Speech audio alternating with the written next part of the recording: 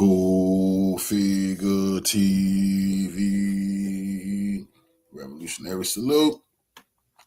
Revolutionary salute. Like, share, subscribe. Welcome to the House of Revolution. You know I'm your humble host, the Yamin of Revolution. 48 hours into World War III. Iran war update. Before we get into that, be sure to wipe your feet. That means hit the like button. You in the House of Revolution. Like, share, subscribe, support the platform, y'all. Well, we back to the war update. Trump has no choice but to bring us to World War III. Let's get into the content. Salute.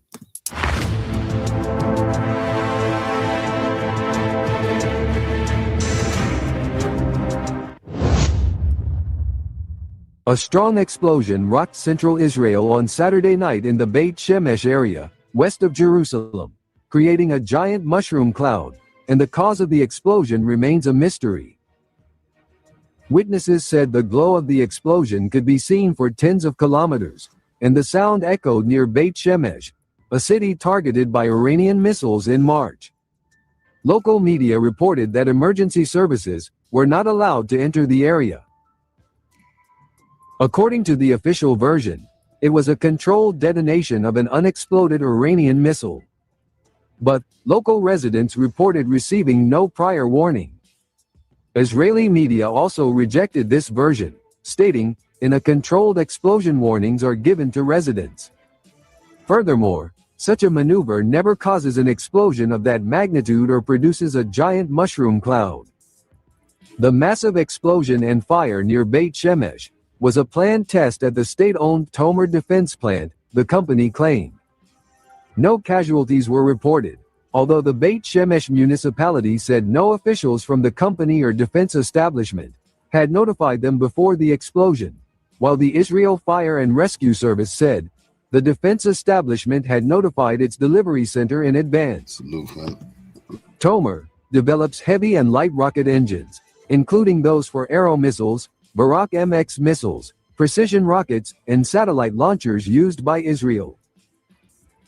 According to reports, buildings around the plant were destroyed following the massive explosion, near a key surface-to-air missile depot for Arrow 3 anti-missile interceptor batteries, near Sadat Micah Air Base. The storage installation was completely destroyed.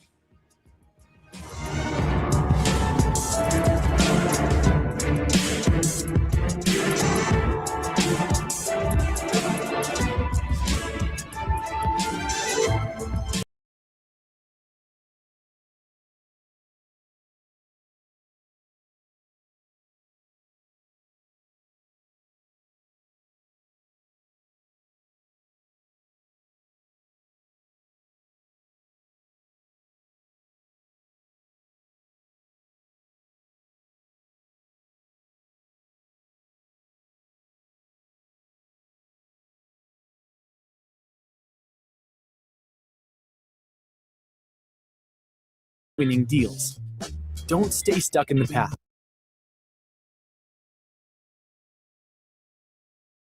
Front that's not,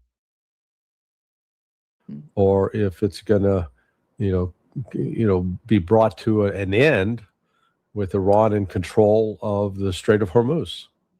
So I'm hopeful that the Saudis will recognize that there's not a viable path forward if they pursue additional attacks against Iran or allow the United States to carry out attacks. It's going to be devastating for them. I think Iran is feeling actually more confident with each passing day, in part because of the efforts of Russia and China to build this new security architecture. It's not getting a lot of attention around the world, but there is definite activity on that front. That's not just idle talk. It's talk backed with action. So we'll see. This week. I believe this week could be one of the most decisive weeks in the entire 12-week conflict. Larry, before getting to the conflict and the issues and these sort of proposals on both sides, we had a huge explosion in Israel, which we've seen the footage of that. Here is the footage. Well, Yeah. okay, let's be precise. You and I, we didn't have that explosion, boy, but Israel did. Yeah, when I saw that, then someone said, "Oh, this is a test." What kind of test is that? Hey, Nima, I'm going to pour gasoline on myself and see if I can light a match and see what we'll call it a test. You know, Exactly. explosion of fire. Yeah, this. You read me on Andre Matianov's take, and it sounds like he got some better information than I had access to. But that this entire plant facility was blown up, and it wasn't done by an attack by Iran. Rather, they did something wrong in handling the explosives that were being produced inside that factory. And boy, apparently it wiped it off the face of the earth. So that's significant. And I surmised my own, my hypothesis about why this happened is that Israel had decided to try to upgrade or expand one of its weapon systems or push to get a new air defense system out because they know that a new attack on Iran is coming. And that they were being, these folks are being pressured to hurry. We need to hurry. And sometimes when you rush certain things like that, accidents can happen. That's appeared to be what happened. But, I'd be happy to be proven wrong. But that was not your normal, it was not your normal explosion. We had 5 weeks of missile attacks by Iran. And we never, ever saw any missile hit that caused that kind of explosion and that massive mushroom cloud that came up out of that factory. So this was significant. Yeah. Larry, the region that this explosion happened is here on this map. And as you mentioned, Andre Martyanov said that this is a factory in Tomer. And he says the surrounding areas were destroyed. The factory produced engines for almost all of Israel's missiles, including boosters for Arrow 2 and Arrow 3, and even for satellites. I think this gonna, influence each and every sector in Israel. Yeah, no, nobody's talking about it, by the way. Yeah, well, when you get a disaster like that, it's you don't want to necessarily go around and advertise it, but it does appear to be quite significant. That if that's where they develop all the rocket motors, et cetera, well, you're going to have rocket fuel around to test those motors. And again, this one thing said this was a test, but the only kind of tests we've seen like that was when we were testing nuclear bombs or atomic bombs back in the 50s. And they'd blow up like the Bikini Atoll. And there's a test. That island's gone. But I don't think this was, that kind of test. Larry, the new proposal, 2 proposals. One from the United States, which was totally the opposite of what Iran has sent them. And the response from Iran, again, a 14-point plan. It seems that in the new plan, I don't know about the rumors. Some rumors say that they were talking about the nuclear program of Iran in the new proposal, but not about the nuclear weapon, not about the nuclear program of Iran. It seems that they have at some point or 2 points about the Iran is not pursuing any sort of program that leads to achievement of nuclear weapons. That's something of that sort. I don't know if the rumors are right. But we have the 2 communications, the proposal coming in and out. And on the other hand, we've seen the buildup in terms of the military buildup and the way that the United States is preparing for war. And Donald Trump said the clock is ticking. How possible is that to have a new round of war? Oh, it's very the U.S. plans are locked and loaded. It's just a matter of is Trump going to give the execute order? That's all they're waiting for. So the holdup, I believe, is with the Saudis and Qataris and Kuwaitis, because we saw 2 weeks ago when the Saudis and Kuwaitis told the United States, no, you're not going to use our airspace for your Project Freedom. Not going to happen. There's a huge business out there, bigger than the NFL when it comes to revenue, called data brokers. And what data brokers do is they collect your information. And Trump had to call it off. He said, "Oh, we're pausing it." Okay, good pause. It's been shut down for 2 weeks now. It's more than a pause. It was canked, to put some military vernacular. So the decision now to restart the war, the only viable option for the United States is air power, and let me explain why. The Saudis in particular can derail this by not allowing the KC-135s, which are based in Prince Saud Air Base, PSAB. I found that out the other day by talking to one of my neighbors whose son is a pilot, flies KC-135s, and kids based at Prince Saud Air Base. And they told his dad, man, this situation is terrible. We don't have protection. It's just, it's awful. But the reason the United States needs that is I think most of the F-35s, the combat jets that will carry JASSM missiles or Tomahawk missiles and launch those, they're based in Jordan and in Israel. Well, the distance from Mawafaq al-Salti Air Base in Jordan to Riyadh is 819 miles. The combat radius of those F-35 is about 550 miles. So, you're 300 miles shy. You're going to run out of gas before you even get to Riyadh. So that means those planes have to be refueled at least one. They're going to be refueled at a minimum 2 times, and maybe more, in order to get them. So let's say you're going to fly to the coast, to the middle of the Persian Gulf, and you're going to launch your JASSM or Tomahawk from there, because you launch away from. They're not going to fly over Iran and drop bombs. The odds are they'll get shot down. But they do the standoff, and Iran has less protection against that. Remains to be seen if Iran's made any improvements towards defeating JASSM and Tomahawk missiles. But they got to be refueled, and then because let's say the total distance from Mawafaq to the point of the Persian Gulf is 1,000 miles. Okay, right there, that's 2 air refueling and 1,000 miles back. So those planes would have to be refueled as many as 4 times per plane. And if you're launching 20 aircraft or 30 aircraft, let's say it's 20, that's 80 refuelings that these planes have to take care of. And so, it becomes a complex logistics operation. So if the Saudis say, no, you're not using our air bases to refuel that aircraft as they can attack Iran. No, we're stopping that.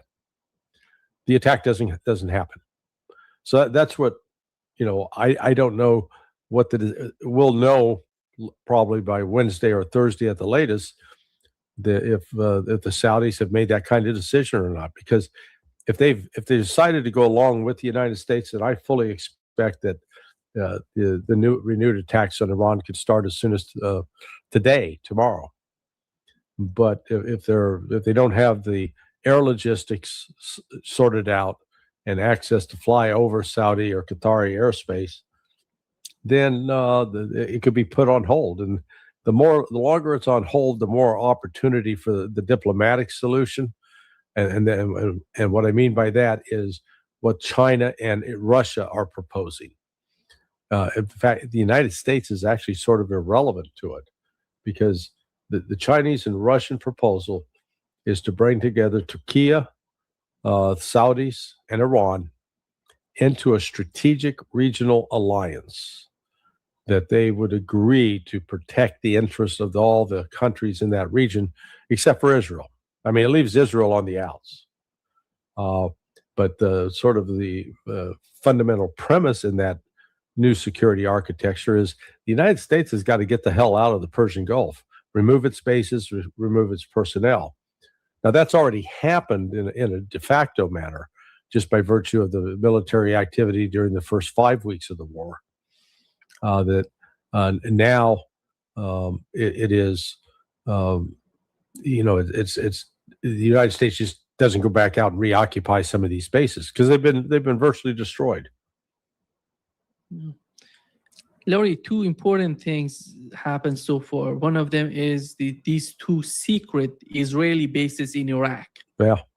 And I assume that they have nothing to do with Iraq itself. It was all about Iran and how they can use them against Iran with some sort of those riots, protests, and making some sort of turmoil in Iran, and then helping the United States from outside and from inside. And when it comes to the reality of Iraq, if you build two bases in Iraq, it's totally against the international law. How is that gonna? It's not about Gaza. It's not about the West Bank. It's about Iraq. It's far away from Israel. Yeah, you mean Israel's concerned about international law? And your evidence for that is nothing. Look, I was in a conversation with Mario Nafal yesterday because he was saying, "Hey, you've had these drone attacks that came from the West. It wasn't coming from Israel or from Iran." And I said, "Well, gee, is it possible that Israel could have a secret base in Iraq and launch drones from there to try to make it look like it's something from an Iranian proxy, when in fact it's Israel trying to provoke, and let's call it a false flag?" And you go, "Yeah, there's a possibility there." So he tries to understand, by the way, little by little. Yeah.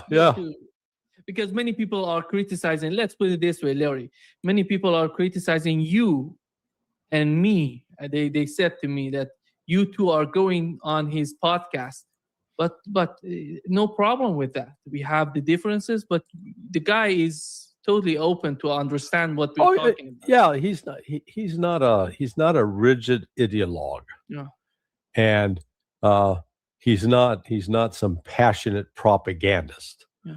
I mean, he's got his own views, and I attribute, he's a young guy.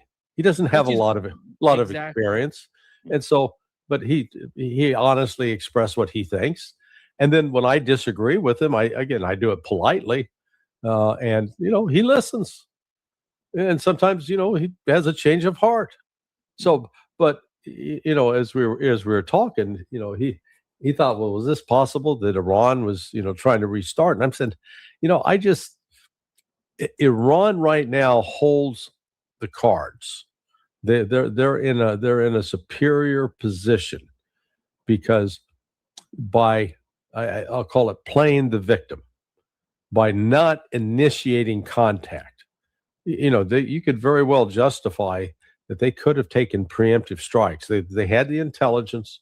They knew the U.S. was coming. They knew Israel was coming. So they could have launched some preemptive strikes. They didn't. Yes. Did they suffer damage as a result? Yes, absolutely. You can, in fact, say maybe those schoolgirls would not have been killed had Iran launched a preemptive strike. That's one possibility. But by adopting that role, they've made it very, very clear to the world. They're the victim here. We didn't start this. We were not using military force against Israel or the United States. We've only done it in self-defense. And it is, and in that regard, they've acquired, what I say, the moral high ground. And it's bolstered their support from countries like China and Russia. So again, they recognize there's all this buildup and energy on the part of the U.S. and Israel to renew the attacks. And I don't see Iran lashing out in advance. They're ready. They're going to retaliate. But they're not going to initiate. So that's where I saw these attacks on, the apparent drone attack on a nuclear facility in United Arab Emirates. I think it's a false flag. It's a attempted provocation back, by Israel to try to provoke. They want this war to get going because they still believe somehow they can defeat Iran, and they can't, but they still believe it. You know what's amazing to me? That Israel says that to UAE, you are my best friend, you're everything to me, Yeah. but they're hitting right and left. Just slapping them. Oh, It's just, the way, because they said, Netanyahu said that he went to UAE during the war. Then they said it wasn't just only Netanyahu, the head of Mossad, the head of Shin Bet, IDF, chief of staff. They were all, in that meeting. Yeah. MBZ. And then they tried to do, I would argue some of those attacks during the war were Israeli attacks on UAE. Yeah. No, They did a lot. I wouldn't rule that out. Yeah, it is. Look, the Intercept just put out an article about the Emirati ambassador to the United States. Oh my God! He makes Hugh Hefner of the Playboy Empire look like a Benedictine monk. This guy is really a sexual predator, a hedonist, a trafficker, and at the same time, they claim to try to impose certain restrictive Muslim practices, so-called Muslim practices, and restricting interaction between men and women. It's a level of hypocrisy that is just staggering once you begin to comprehend what's been going on. United Arab Emirates is a real outlier because, particularly Dubai, it is completely emblematic of everything that's sick and wrong with the West. Ostentatious displays of wealth up against appalling levels of poverty and deprivation on the part of workers who have to support that lifestyle. Consumption culture, and we're not just talking about food and alcoholic beverages. The sexual deviancy. It was celebrated there, and this has been one of the consequences of this war with Iran. That whole lifestyle is being threatened, undermined, destroyed. So, I could see from the Iranian standpoint that there is absolutely zero empathy with the United Arab Emirates. Maybe with some of the sheikhs within the sort of Emirati collective, because it's not just one. There are several emirs. Not all of them share the same vision. But Iran is serious about creating a new security arrangement in the Gulf. And, you and I were talking off air before you came on with the new X site that the Persian Gulf, or PSGA, is it called? Yeah. The Persian Strait Gulf Authority or something. So they're setting up a formal mechanism for controlling the traffic that comes in and out of the Strait of the Persian Gulf. And the flow of that traffic is essential to the world's economy. And as long as this U.S. blockade persists, it takes Iran off the hook, because it's not Iran that's hindering the flow of those goods. It's the United States. Crazy. Yeah. And it's called, Larry, PGSA. Persian Gulf Strait Authority. Yeah. Okay, Persian Gulf Strait Authority. Yeah. Thank you for that clarification. They have no account. Too many acronyms to remember. Exactly. We have a lot, by the way, here in Brazil. Yeah. Larry, when it comes to the targets and list of the targets they have on both sides, it seems that they have updated their targets. At least on the Iranian side, we've learned a lot. They're talking about how they can hit back if the United States attacks Iran again. And what do we know about the United States list of targets? And what are the main points that they want to achieve by those targets? I don't know what the targets are. All I know is the targets were selected and are plugged in, ready to go as of at least 5 weeks ago. So it's not like they're now scrambling, oh, let's come up with some targets. No, they've already got those. Now, this is where it gets interesting. If the Israelis and or the United States decide to try to attack Iran's power grid, they can, I'm sure they can knock out portions of that in the country. But Iran, as you know, is a big, big country. And there's not just one central node that you take that out and the whole country falls apart. No, absolutely not. Just the opposite. Whereas Israel is vulnerable because of its small size relative to Iran. There, you can knock out 2 or 3 nodes, and all of a sudden you're going to put that country into darkness. And Israel can't survive with that kind of situation. And up to this point, Iran had avoided attacking those sites. So it really, it depends on what Israel and the United States decide to attack in Iran, because Iran will retaliate in kind. So if they go after power grids, then Iran's going to take out the power grids in Israel. If they go after any more of the refineries, and it won't be just in Israel. I mean, it will be in the Persian Gulf. Right now is like if you take out some of the power producing capabilities in Saudi Arabia or Qatar right now, all of a sudden you're going to have a human catastrophe on your hands, because the daily temperatures are soaring well into the 100-degree Celsius range. So it gets hot. And if you don't have electricity, you don't have air conditioning, you may not have water purification.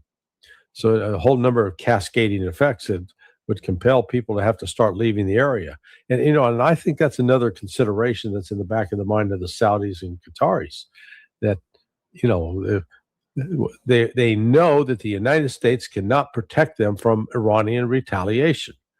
So therefore, as long as they don't get involved with the fight, they don't have anything to worry about, but except the possibility of an Israeli false flag to have them attacked in a way that they think, oh, it's Iran, so we got to retaliate or we have to cooperate. Yeah. I think, Larry, there is a concept within the Iranian sort of strategy which is related to Shia Muslim, which is about water. In the Imam Hussein, which is so important in the culture of Shia Muslim, he was suffering in that battle they had. He was suffering from this water shortage. That's why Iran never attacks desalination, in my opinion. Plants or desalination infrastructures in these countries. Maybe it would be the last target on the part of Iranians. But if they attack power grids in Iran, they're going to attack the power grids in these countries, as you just mentioned. But desalination plants is going to be the last of the last targets, because that's part of the culture, that's part of the Shia Muslim culture. And they don't go that far, in my opinion. Yeah. Well, and the fact of the matter is that both through the Chinese and Russian intervention behind the scenes, that there are communications and talks going on between the Saudis and Iranians, as well as with the Qataris and the Kuwaitis. I'm not sure about the Emiratis. I think Iran is much more skeptical about having any positive diplomatic contacts with them. And the hope is that if they can get the rest of the Gulf united, the Saudis, Kuwaitis, and Qataris come on board, then the Emiratis are going to have to realize, hey, the train's leaving the station, everybody else is on board, and we're not. We don't want to be left behind. So they may have that would give them an incentive to reverse their current policy, which is seen as being willing to acquiesce to Israeli demands.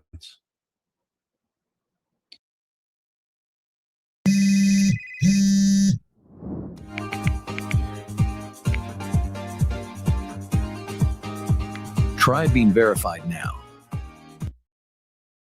If you got a virus on your computer, pretty sure it's my fault. I click on all sorts of shit. Get rich quick? Yes, please. Lose weight without working out? Duh, I want that. Single farmers want to meet you? Yeah.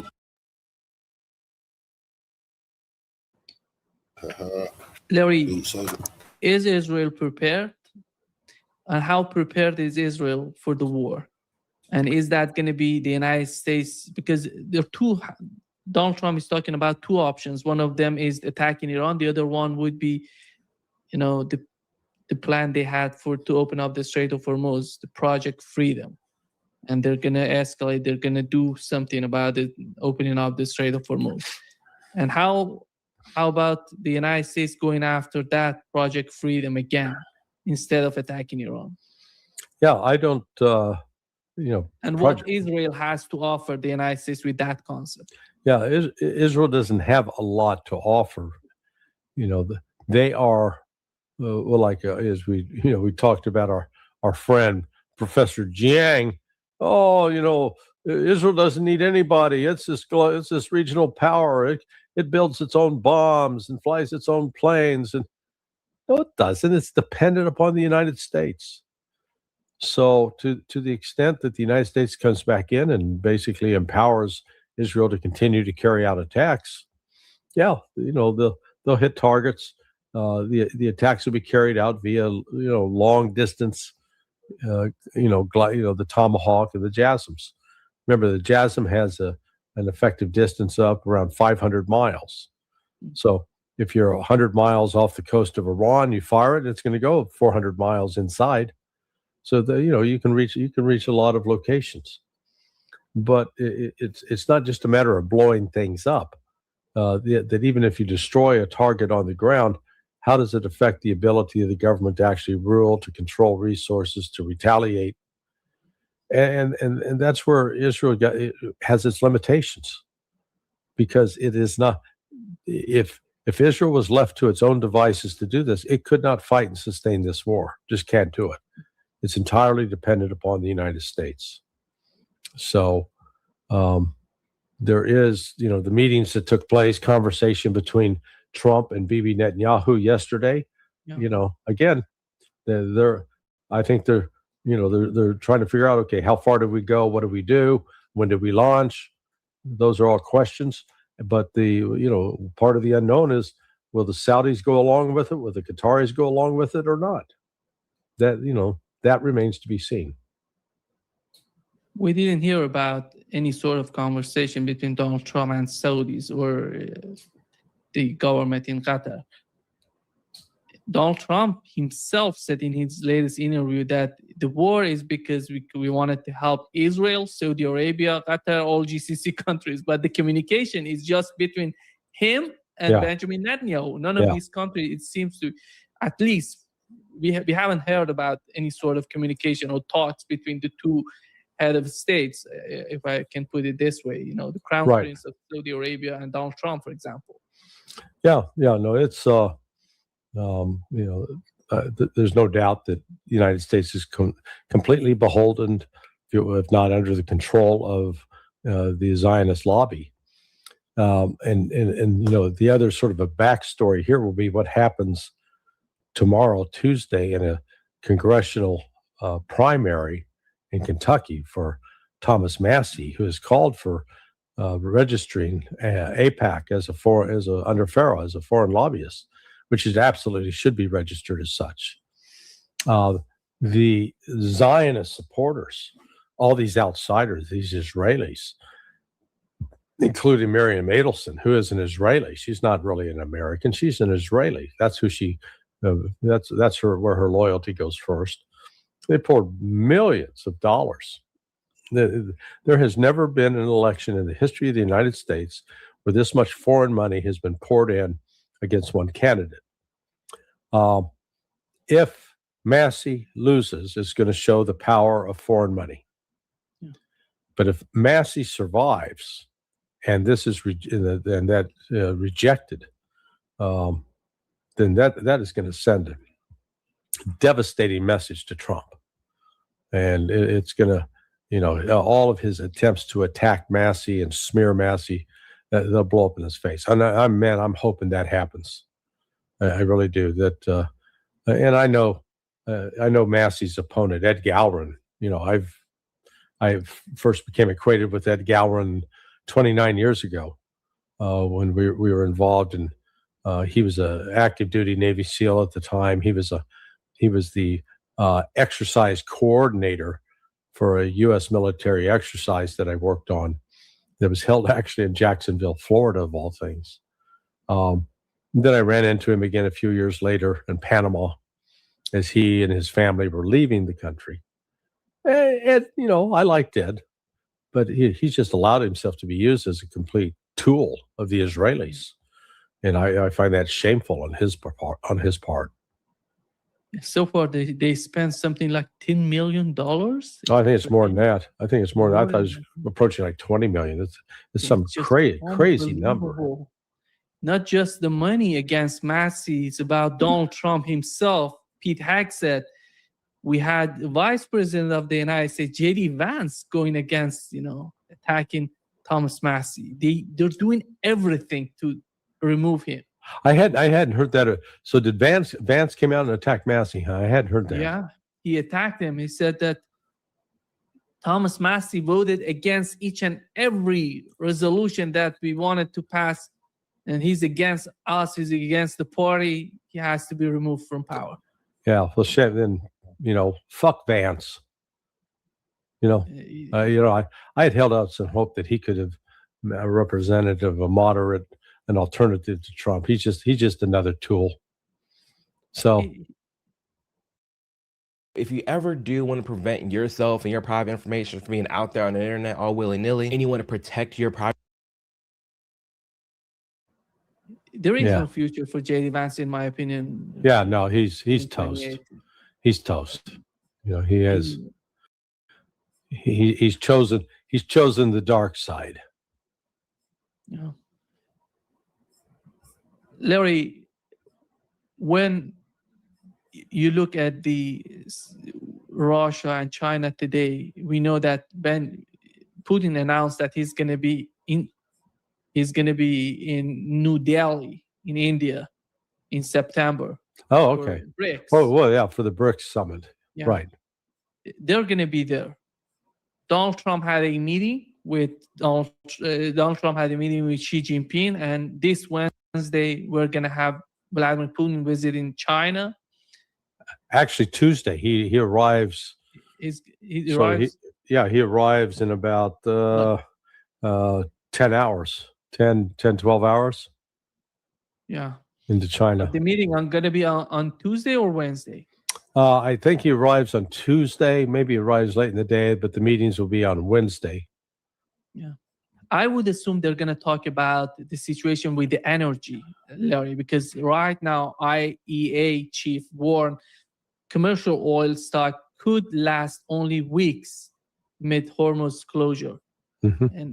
And what is the nature of the talks? What is the policy on the part of Russia, China? Are they concerned about the crisis with energy all around the world, or they're basically concerned about what's going on with the case of Donald Trump and his administration and their policies toward Russia and China? Or how important is the Middle East for them? Well, no, I think the Chinese, we know that the Chinese and Russian have been coordinating on this new security architecture in the Persian Gulf, and they're both dead serious about this. They want to promote not necessarily a military alliance, but an alliance that is it's sort of a three-legged stool that it's anchored by Turkey, the Saudis, and the Iranians. Now, instead of having it focused on a Sunni versus Shia model, they'll have it as an Islamic model, which embraces both Sunni and Shia theologies. But the concept is that they will be the guarantors of security and push the United States out. And that is going to be a real shocker for the Trump administration in D.C. because they become accustomed to just using these countries there as, our vassals. We can do what we want. They have to follow us. We're too powerful. They need our dollars. That kind of thing. Because I keep emphasizing this point, and I apologize. People get tired of hearing me repeat it. But there are basically two pillars that are undergird the U.S. Hegemonic role, being the king of the hill in the world. But one is that the United States could finance its deficits on the back of foreign countries, that other countries would always buy U.S. debt, always invest in U.S. treasuries, regardless of what was going on in the world. So the United States always had that as a sort of a guarantee. We could run up deficits as we are. We're approaching $40 trillion right now. But other countries would buy our treasury bills. Then the second, and related to that, was the petrodollar, that any transactions in international commerce, especially in purchase of oil, you have to do it with dollars. If you don't do it with dollars, you don't buy it. That was the belief. Well, that's come unraveled. So we're seeing on both fronts that there is a move away from the petrodollar. It's not overwhelming yet, but the Chinese yuan is beginning to take a larger and larger share of the market in terms of purchases of oil. And the Russians have declared, hey, we're going to purchase with Chinese yuan, or if you want to buy our oil, pay with yuan. That is, one of the things I'm sure that Putin and Xi will be discussing, how they can continue to pursue and expand this project. Because China also has been instrumental in setting up an alternative to the SWIFT system with SIPS, the cross-border interbank payment system. So you get away from the petrodollar, where you have alternatives, so that Brazil's buying oil with the yuan, the same with Russia, etc. Then you got the debt. And instead of China buying more, they're selling it off. The Japanese are selling it off. So all of a sudden, the United States is unable to sell the bonds. It's got the bonds for sale, but nobody's buying. And if they don't buy, you're not bringing cash into the U.S. monetary system.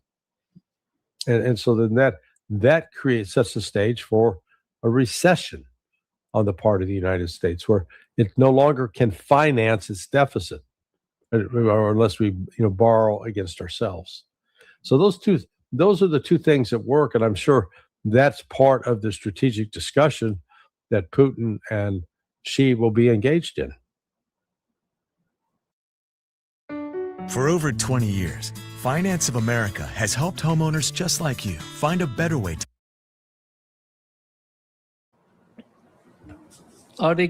Is Donald Trump going to sign that document to send more weapons to Taiwan? It's more than $11 billion, dollars. And I know that one of the main concerns on the part of Chinese government in this sort of visit that they were talking about the case of Taiwan. But Donald Trump and the Trump administration, it's not about the Trump administration. The United States is not going to give up on Taiwan. Mm-hmm. And because it's a big issue, by the way, it's not just for Republican, for both parties in the United States. And how is that going to help Donald Trump?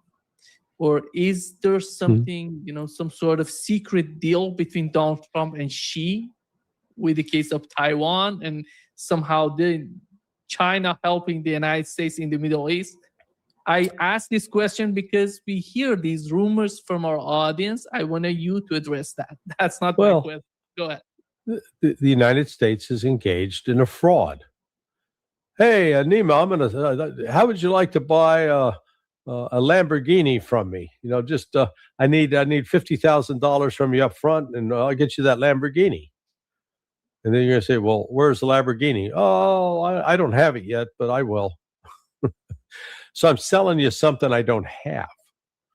And in this case, the United States is offering to sell Taiwan weapons it does not have. It doesn't have inventories of these sitting around that it can, like Patriot, PAC-3 interceptors for Patriot missile batteries, or THAAD missiles for that terminal high altitude area defense interceptor. It doesn't have ample supplies of JASSMs or cruise missiles or the Tomahawks, because it still has to make them. But to make them, they need, and we're back to what we, I think, talked about earlier, rare earth minerals. Without those rare earth minerals, the United States can't produce those weapons. And if you can't produce them, you can't deliver them. But nonetheless, we're offering them for sale. So that's why I see the Chinese sitting back saying, okay, go ahead, sign the deal. They're not going to get upset because they know that they're sitting on the rare earth minerals, and they're not sending any to the United States. So the United States can sign all these imaginary deals at once, but it does not have the ability to actually produce it. That's the key. There is an interesting country, Larry, when it comes to that security architecture. In my opinion, is a very interesting, sort of role that they're playing right now is Pakistan. Many people were arguing that India could play that role, but Pakistan is playing that. They have an agreement, military agreement with Saudi Arabia. They have a very good relationship with Iran. They connected with China.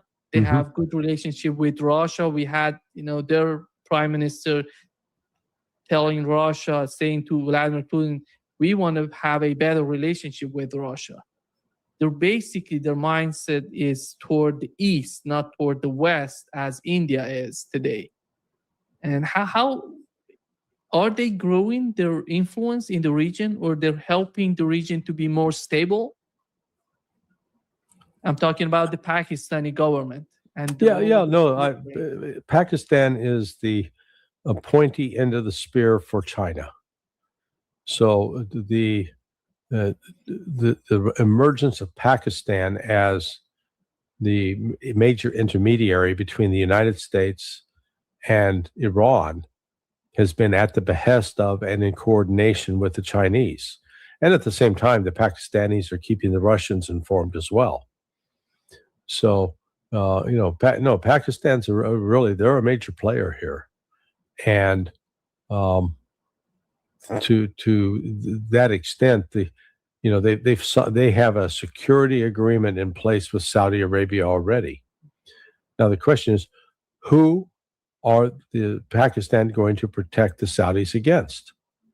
And I think a case it can be actually the United States. Now, it's true that Iran launched attacks against the Saudis after the Saudis allowed their air bases, both the PSAB and KF, the King Saud or King Fahd, KFAB, the King Fahd Air Base, were used to launch attacks on Iran, and Iran retaliated. But Iran really, in some respects, looking back on it now, I think that they pulled their punches against the Saudis because they weren't really looking to completely devastate the Saudis. And as long as I think this is in part because both there's pressure from China, pressure from Russia, pressure conveyed via Pakistan to try to get the Saudis and Iranians completely united now against the United States, which if that happens, then there's not going to be a renewed war. That's the good news.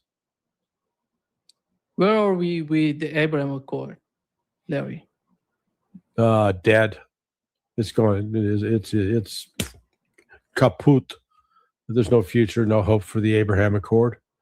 That's done.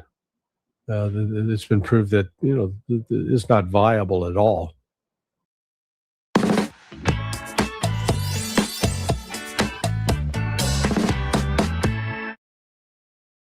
Life can change in an instant. In those moments, the ones you never see coming.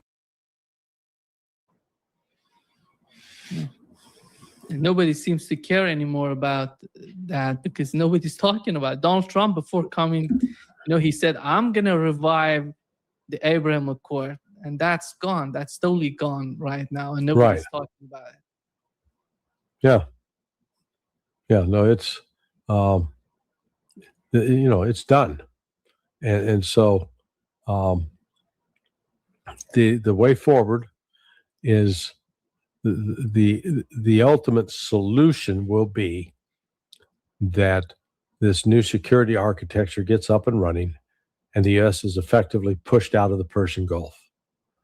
And this is where the UAE is sort of the fly in the ointment, because Jared Kushner and in particular, there's a lot of investment, speculative money put into the United Arab Emirates, particularly through Dubai. So they're working at their own personal economic interests, not in the interest of the United States. Israeli media reported that they're in deep problem when it comes to manpower. They see and with the ongoing operations in the southern part of Lebanon, how are they going to be able to occupy the regions that they're somehow claiming that it's going to be part of Israel? They're going to send the settlers in the southern part of Lebanon. We had Smotrich, we had Ben-Gvir talking about it. And who's going to go there to the southern part of Lebanon? These settlers, are they going to be able to convince them? Because the northern part of Israel is experiencing the same thing. Right, the settlers are not going to get back to the northern part, but right now they're talking about southern part of Lebanon. Well, Israel's between 8 million and 10 million people, depending. The country had its population had increased to around 10 million, but with the start of the war on October 7th, 2023, a number of people bailed out of the country. So you look at the size of the Israeli armed forces right now. So they're reservists. So you don't have a big standing army. You have the reservists that make up the bulk of the force. I think last number I saw, they had activated like 300,000.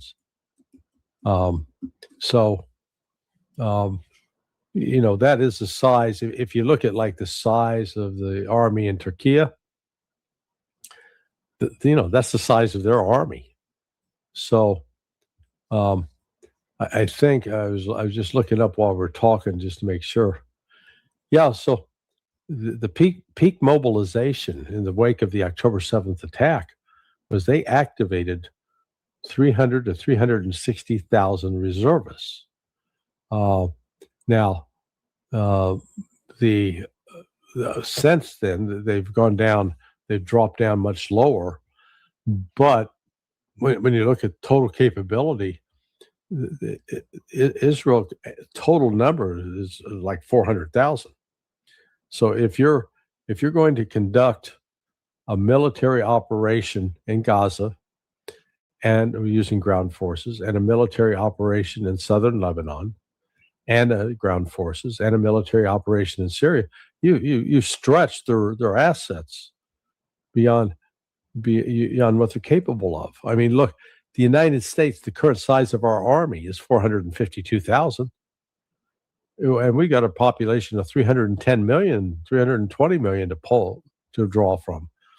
Israel's trying to put 400,000 in action out of a population of 8 million. Sorry, that doesn't. Those numbers just don't work.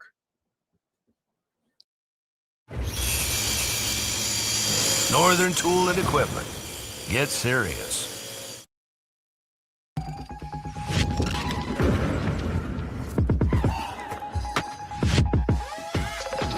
Ultra. Larry, do you see Turkey coming in? Because we had, you mentioned since the situation in Gaza, this war started on Gaza, they destroyed everything in Gaza, in the West Bank, and right now in Lebanon. We've heard about Turkey somehow sending the Azeri oil or gas to Israel, which is significant, by the way, 40%, something like that, to Israel. But how about the role of Turkey and the role, their sort of strategy? What is that? What can we say about them? Because when it comes to Gaza, they have to have some sort of understanding about Gaza and Palestinians. Well, I'm not sure they are clear on their strategy. They've had a variety of strategies. I mean, if Erdogan's left his own, he wants to recreate the Turkish Empire, if you will, the Ottoman Empire. And to that extent, he wants to create this alliance that stretches through the Caucasus, through Armenia, through Azerbaijan, to make Turkey the preeminent power again in the region. Sorry for interrupting you, Larry. The concept that you've just mentioned, I think that can be dissolved in the new security architecture of the region that you correct. mentioned. Yeah. No, I'd agree. But then you gotta wonder: are the Turkeys, the Turks, listening to the Israelis, to the former president, maybe soon to be new president, where he identified, he says, once we take care of Iran, we're going to need to take care of Turkey. I don't, how do you get that direct of a threat, and that Turkey doesn't do everything in its power to pull the plug on Israel? I mean, the Turks continue to allow oil to flow to Israel, even though Israel is now threatening to destroy them.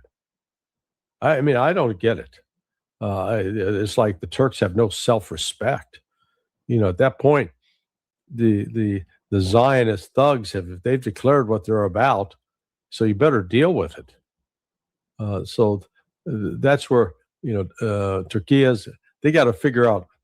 I'd say they're like in a sexual identity crisis.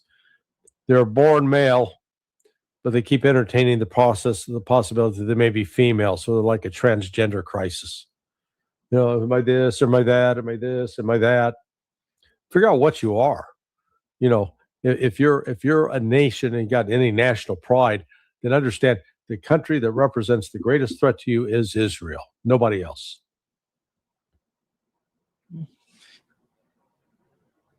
Larry, the war in Ukraine is, there is no end. It seems that the war is going on. And what is the main issue with the war in Ukraine that you, in your opinion, will be discussed in the new meeting on Tuesday or Wednesday between Vladimir Putin and Xi Jinping? And what is the issue of Ukraine that can be discussed in that meeting?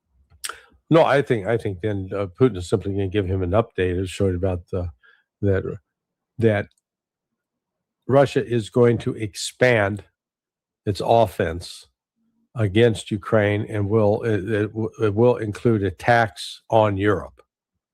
I think Russia will strike targets in some of the European countries, and those countries that are producing drones, producing weapons that are being used against Russia, hitting targets inside Russia, that those European countries are going to be hit. And then we're going to be looking at the possible expansion of this war, where the NATO will then be faced with, are they going to activate Article 5? And at that point, we could be at a full-scale war between Russia and NATO. But the Russians have made it very, very clear that they're at that point. When I listened, I know Ambassador Dmitry Polyansky. He's now ambassador to the Organization for Security and Cooperation in Europe, OSCE, which is, I think it's in Vienna, Austria. Ambassador Polyansky he's a measured diplomat. He's not one that freelances. He's not some major personality that gets out and just talks off the top of his head. He is when he says something about what Russia's prepared to do, he's saying that having received instructions and clearance from not only Sergei Lavrov, but from Vladimir Putin, that he is in fact expressing the policy of Russia. And in his interview with Danny Davis I believe it was on Friday, I was really sort of shocked when he made it very clear that, if these attacks persist, and basically Russia will attack and deal with the threats in Europe. So that this is not an idle threat. This is not bombast. This is that the pressure is now such that Russia is going to end this war in Ukraine, and it's going to end it militarily. And part of the ending of that is destroying the logistics support that's coming out of Europe, out of Germany, out of Romania, out of Poland in particular.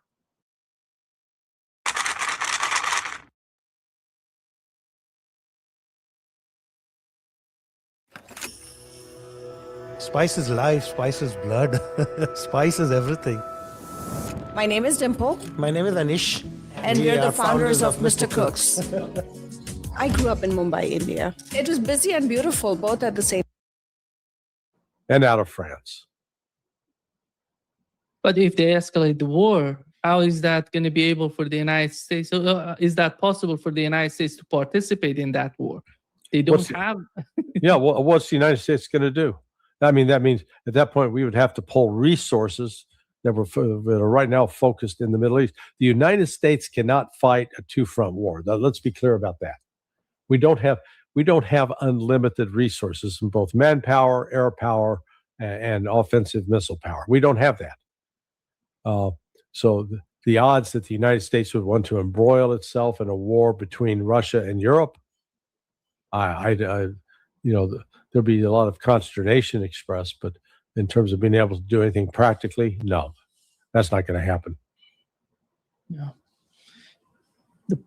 The two wars, one on Russia's doorstep, the other one on Iran, are failing because the United States is going there fighting them.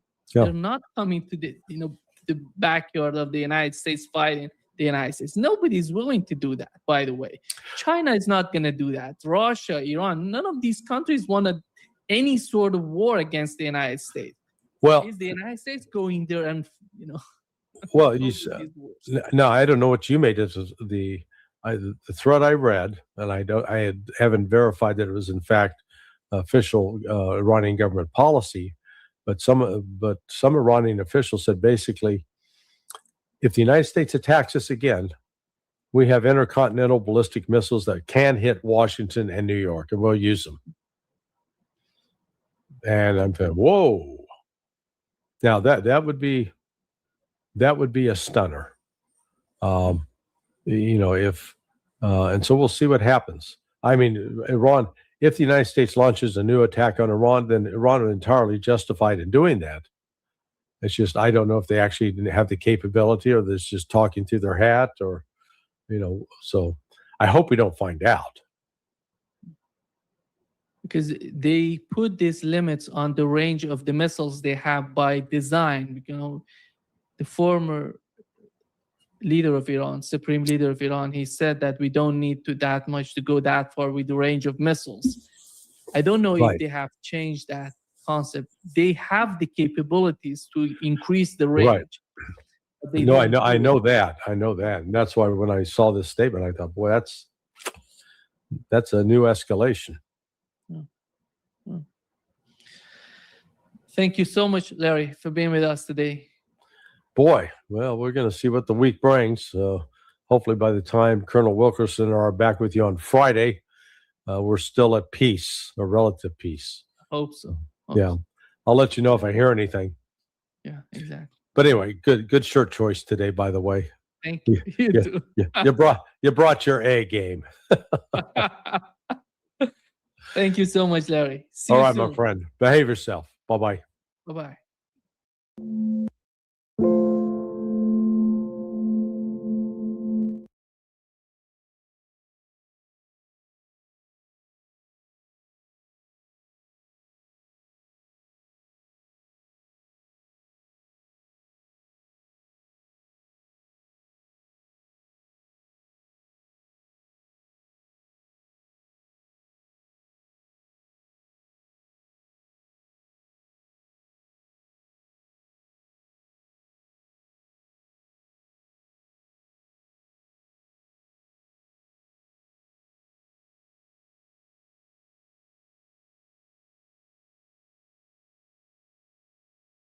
Are we on a countdown to restarting the war that began on the 28th of February?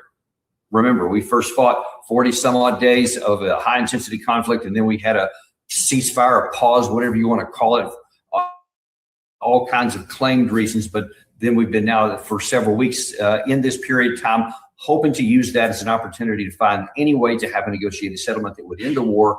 And now it appears that we may be back on the cusp of restarting it. President Trump said this one here on, this was yesterday. He said, for Iran, the clock is ticking. They better get moving fast or there won't be anything left of them. Time is of the essence. There is some information coming out of the region today from a number of sources throughout the region. So whether Arab or Israeli, Iranian or American, the consensus is coming around. It feels like we may be within about 48 hours of restarting this thing. Several things have happened here in the last. Pakistan has issued a note. They're doing everything they can to try and get this resolved. They have reportedly, according to many sources, shuttling information back and forth between the United States and Iran, saying, okay, Iran is willing to do this thing here if they can get some sanctions relief up front instead of further back. Over the weekend, there were kind of dueling narratives. The United States said, here's our response to Iran. Here's what we're willing to do. And it was basically terms of surrender. Iran responded and said, oh, and by the way, here's our terms that we're willing to negotiate. And they were off the charts. They weren't even in the same screen because Iran was basically saying the same to the U.S. If you surrender to us and do everything that we're asking, then everything will be fine. And we'll be willing to have those straight open back up again. So it didn't seem to leave a lot of room. And now that today, there's some diplomatic activity going on. There's some claims that people are willing to talk this and that, but everything feels like it's just kind of around the margins and around the edges, but no major breakthroughs. And there's additional things this afternoon, or this morning rather, in our time this afternoon in the Middle Eastern time, where there were more reports that plane loads of American ammunition continue to come into the region, giving every indication that the primary objective and the primary thought process in the U.S. is that we're going to go back to conflict. Now, when you take a look at what the United States has said and what the position that President Trump has painted himself into, there's just not many options around. We still have the only two most likely and really the only viable alternatives is either the walk away or the bombs away. It's really only one of those two. And unfortunately, with President Trump's rhetoric and the things he keeps saying, like that truth social from yesterday, make it increasingly difficult, if not impossible, to do the walkaway. Because how can you make all those kind of claims and all this stuff about how they have to do all this stuff and you put out this terms of that they have to essentially surrender and then walk away with none of those things being changed or done? I mean, you can say whatever you want, but it'll be self-evident to everybody. And I'm talking about the president's supporters that you did not win, whatever words you want to say, and it just won't fly. Even Trump has some limits on what he can say. And of course, as we always tell you, it always goes back to what's true on the ground, and people are going to recognize what's true on the ground. And I'm talking about President Trump's supporters. And we're going to talk about that a little bit here. In fact, let's just jump right into it. Over the weekend, this kind of gives you an idea of the additional difficulty that Trump has painted himself into with the people who were supporting him We're going to start off with one of our favorite / worst ones, and that is Lindsey Graham, who is talking here. Look, what he's going to show you here is just a real good indicative of how chaotic and disjointed we are at the strategic level. We don't even know what we want to accomplish here. It is a setup here for this question. Lindsey Graham was asked in one question about the recently completed visit to the summit in China with Xi Jinping. And they said, you know, how's this going to work out in relation to the war in Iran too? Because all these things are interconnected. And as you listen to him, notice, pay attention here, because he's going to start a couple of different lines of reasoning and then just start with the next words out of his mouth on a different one with no completion on the first one. And he's going to get to the end. You're going to hear him talk about Russia, India, China, and Iran in this one little soundbite here. And tell me if you find any connection between the three of them. As to Russia, we're very close to sanctions being passed by the Congress that will allow the president to put tariffs and sanctions on the shadow fleet, and any country that buys cheap Russian oil to prop up Putin that doesn't help Ukraine can be tariffed. He put a 25% tariff on India, President Trump did, for buying Russian oil. There'll come a moment here where China is going to have to be held accountable for what they're doing. And without China buying Iranian oil, their economy would collapse. So where are we with Iran? I think we've hit a wall when it comes to negotiations. Okay, what do you mean there's going to have to come a day when China's going to have to be held accountable? Well, accountable for what? For doing what you do on a regular basis against Russia through the vehicle of Ukraine, like 50 times greater than anything that China is alleged to have done to help Iran? I mean, is that what you're talking about? Is that the held accountable? And what do you even mean? How are you going to hold them accountable? You just said that previously that China was getting 90% of the oil that it buys or that Iran sells goes to China. And what are you going to do? Are you going to stop that permanently and tell them there's a punishment? He's acting like, number one, China is a stepchild, and you're a parent that's telling them what to do. And we're gonna paddle them if they don't do the right thing, or we're gonna take a ruler and we're gonna whack their hands. China is a global superpower now, economic superpower and a military superpower. You're not going to do anything. And that was made manifestly evident by President Trump's visit down there, where he was treated almost like a child, a petulant child. I'm going to make you feel happy, and I'm going to give you pomp and circumstances, little kids with waving banners and flags and stuff, and roll out the red carpet and nice dinner and say a few nice things, and give you nothing. President Trump did not come and impose anything. He did not give any demands to China. He did not get anything, concessions from China. So that's just absurd right there. Then the second thing he mentions there is something about he's going to put sanctions on Russia. Do you remember that just back in March, 13th of March here, the U.S. was easing sanctions on Russian oil. And according to Scott Bessent, it was to bring stability into global energy markets. And now, here 2 months later, you want to bring in new sanctions to start, to unseat that, as the whole situation in Iran is getting even worse with the Strait of Hormuz and the global supply of oil. It just shows you that we have no idea what we want to do on any kind of strategic level. It's just scattershot. It's just, hey, let's figure something out today. I don't know. Let's throw this out and see what happens. I don't know. Anyway, we'll try that. No thought to, okay, if we try this and if we throw this out, what is going to be the expected response? And then what would be our counter response to that? And how will that affect? None of that happens. It is profoundly shocking to me.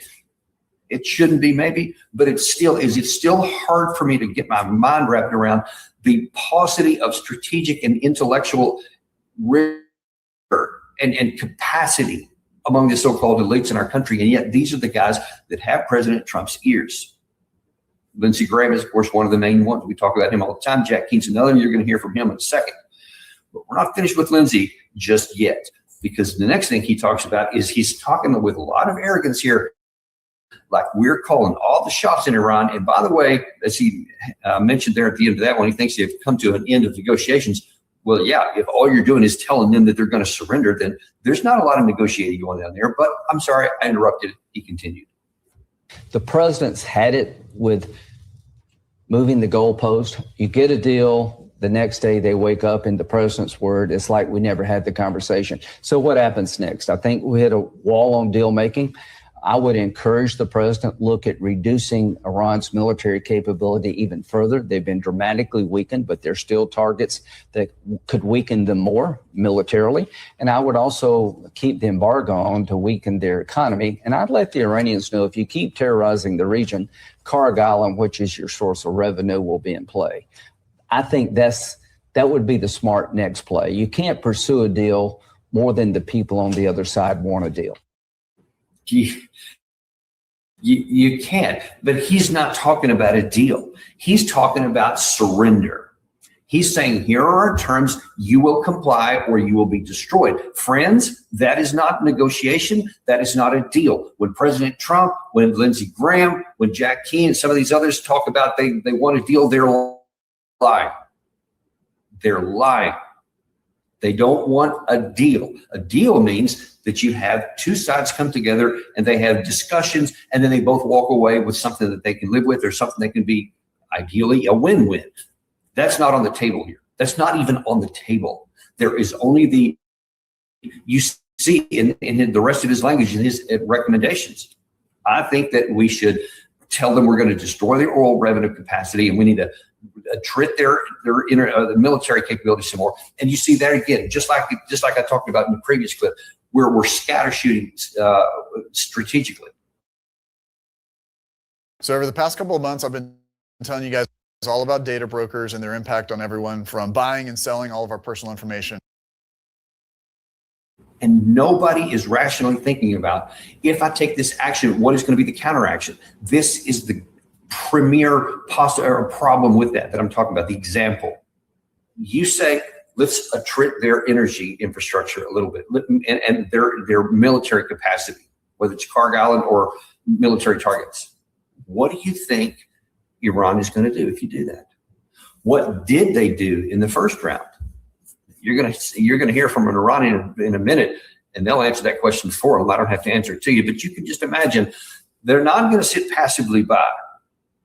So when you're talking about that, he's talking about it, and that's the problem. You can see in his mindset, you can even back this up and watch it again.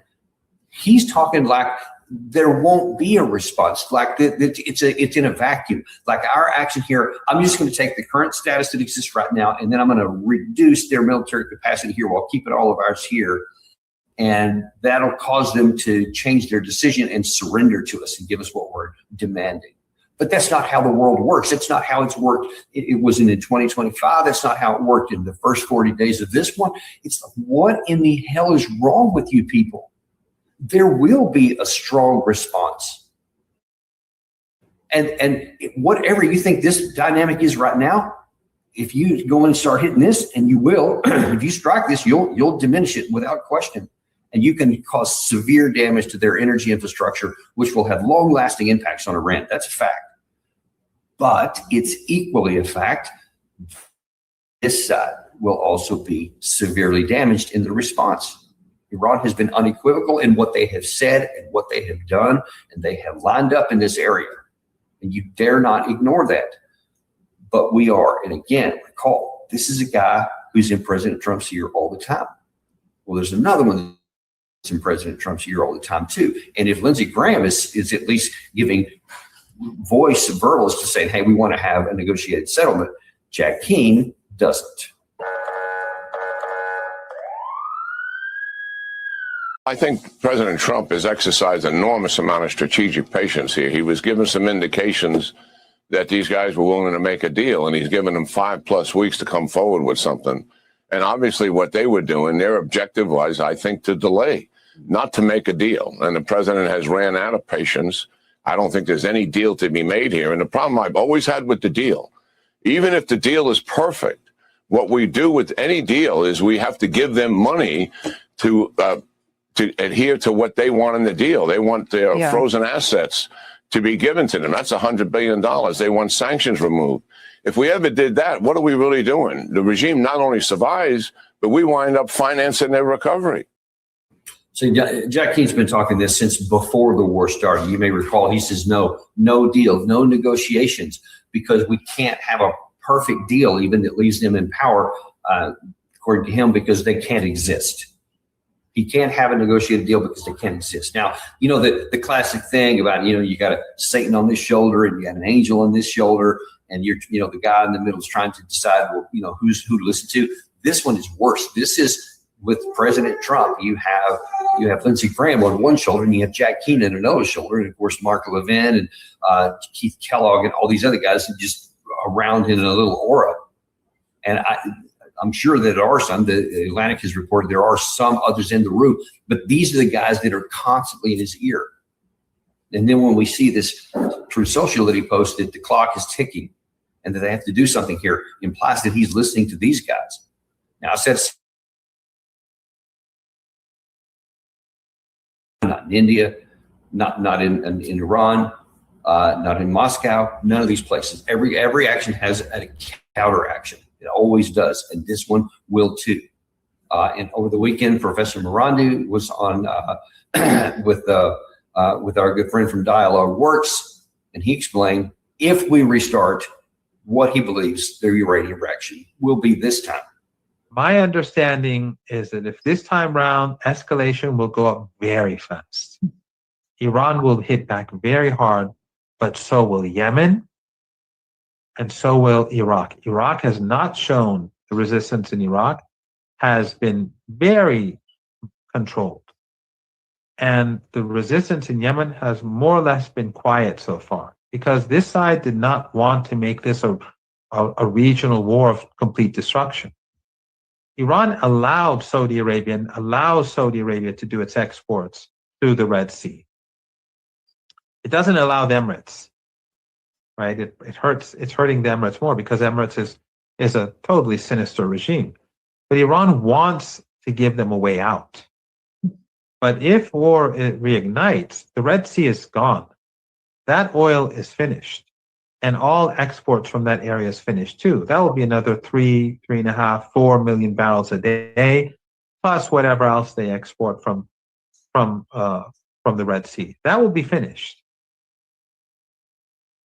Specs is celebrating everything agave with the annual tequila sale. The fun starts here. Paying high energy bills? Watt Karma makes finding better energy rates simple. Compare, choose. That would be catastrophic. Now, already understand oil is over $100 a barrel right now. It should be a lot more than that if the fundamentals were actually play. A lot of the reason why it's still in that range is because of the release of the SPRs and other storage facilities. Those things are running out within a matter of weeks, some possibly even days. But we keep pushing this stuff out there to mask how serious the problem is right now. Now, you add something like this into it, whatever Jack Keane thinks, whatever Keith Kellogg thinks, whatever Lindsey Graham thinks, Mark Levin, and he was all over X all weekend just begging for war, begging President Trump to go back in and finish the job. All kinds of ways he's been putting that. He's reposting everything. That's all these guys want to do, and they all think it's a zero sum. It's not even a zero sum situation. It's just our way, and there won't be a reaction. But if the Iranians, if that's not a bluff, if Iran does what he said that it would do, and brings the Red Sea into play, and closes off the Bab al-Mandab, and causes problems in that side, so that Saudi Arabia can't get oil out through its pipeline. Nobody else can get it out there. UAE, none of these folks. On top of keeping everything locked up in the Strait of Hormuz. Like you said, there's another 3 to 4 million barrels. We're already sucking down about 12 lost every day, to include today, another day, which sucks down all the SPRs faster. Now, if you add another 3 to 4 on top of that, and then of course that's just in the near term, the blockage. But because this time it will be a physical constraint that would take well into 2027 or years, once the war finally came to an end, years before you could get that back online. It would be years to get to the flow that we had on the 27th of February. That is how serious this is. That virtually guarantees a global depression and the wrecking of everything that we hold dear in life. This allegation, this nonsense, this complete fabrication that, well, they can't have a nuclear weapon. And even Trump has said a few times toward the end of last week, yeah, I'm not even concerned about the financial impact on Americans because I have to protect them. I have to do the right thing. The Iranians can't have a nuclear weapon. Iran didn't have a nuclear weapon. They have never had a nuclear weapon. Therefore, you saved us from a fictional character. There was nothing you're saved us from. Therefore, in reality, all you have is that you have cost us profoundly already because of a myth and a fake. And look, again, Joe Kidd has put this out there, but it's self-evident for anyone willing to see. This whole operation, this madness is all because Benjamin Netanyahu wanted it for his Greater Israel Project, and we are funding it. And we are providing the allocations for it. And now that it's not just that the U.S. is shoveling out billions of dollars, friend, it's coming out of your pocket. This is coming out of your pocket. You are paying individually, personally, for this madness that never had anything to do. It is time, folks. It is time. Even big supporters of President Trump, madness, and now that it's all a lie, and you are the primary target of his deception. He is manipulating all Americans, anyone who's willing to listen to him, by this claim, this mockery of any kind of version of justice, that he took this hard action because he's brave and it was for you, and it wasn't. It was never for you. And yeah, I'm glad you're showing this stuff, Gary. This is stuff over the week, and you talk about deception.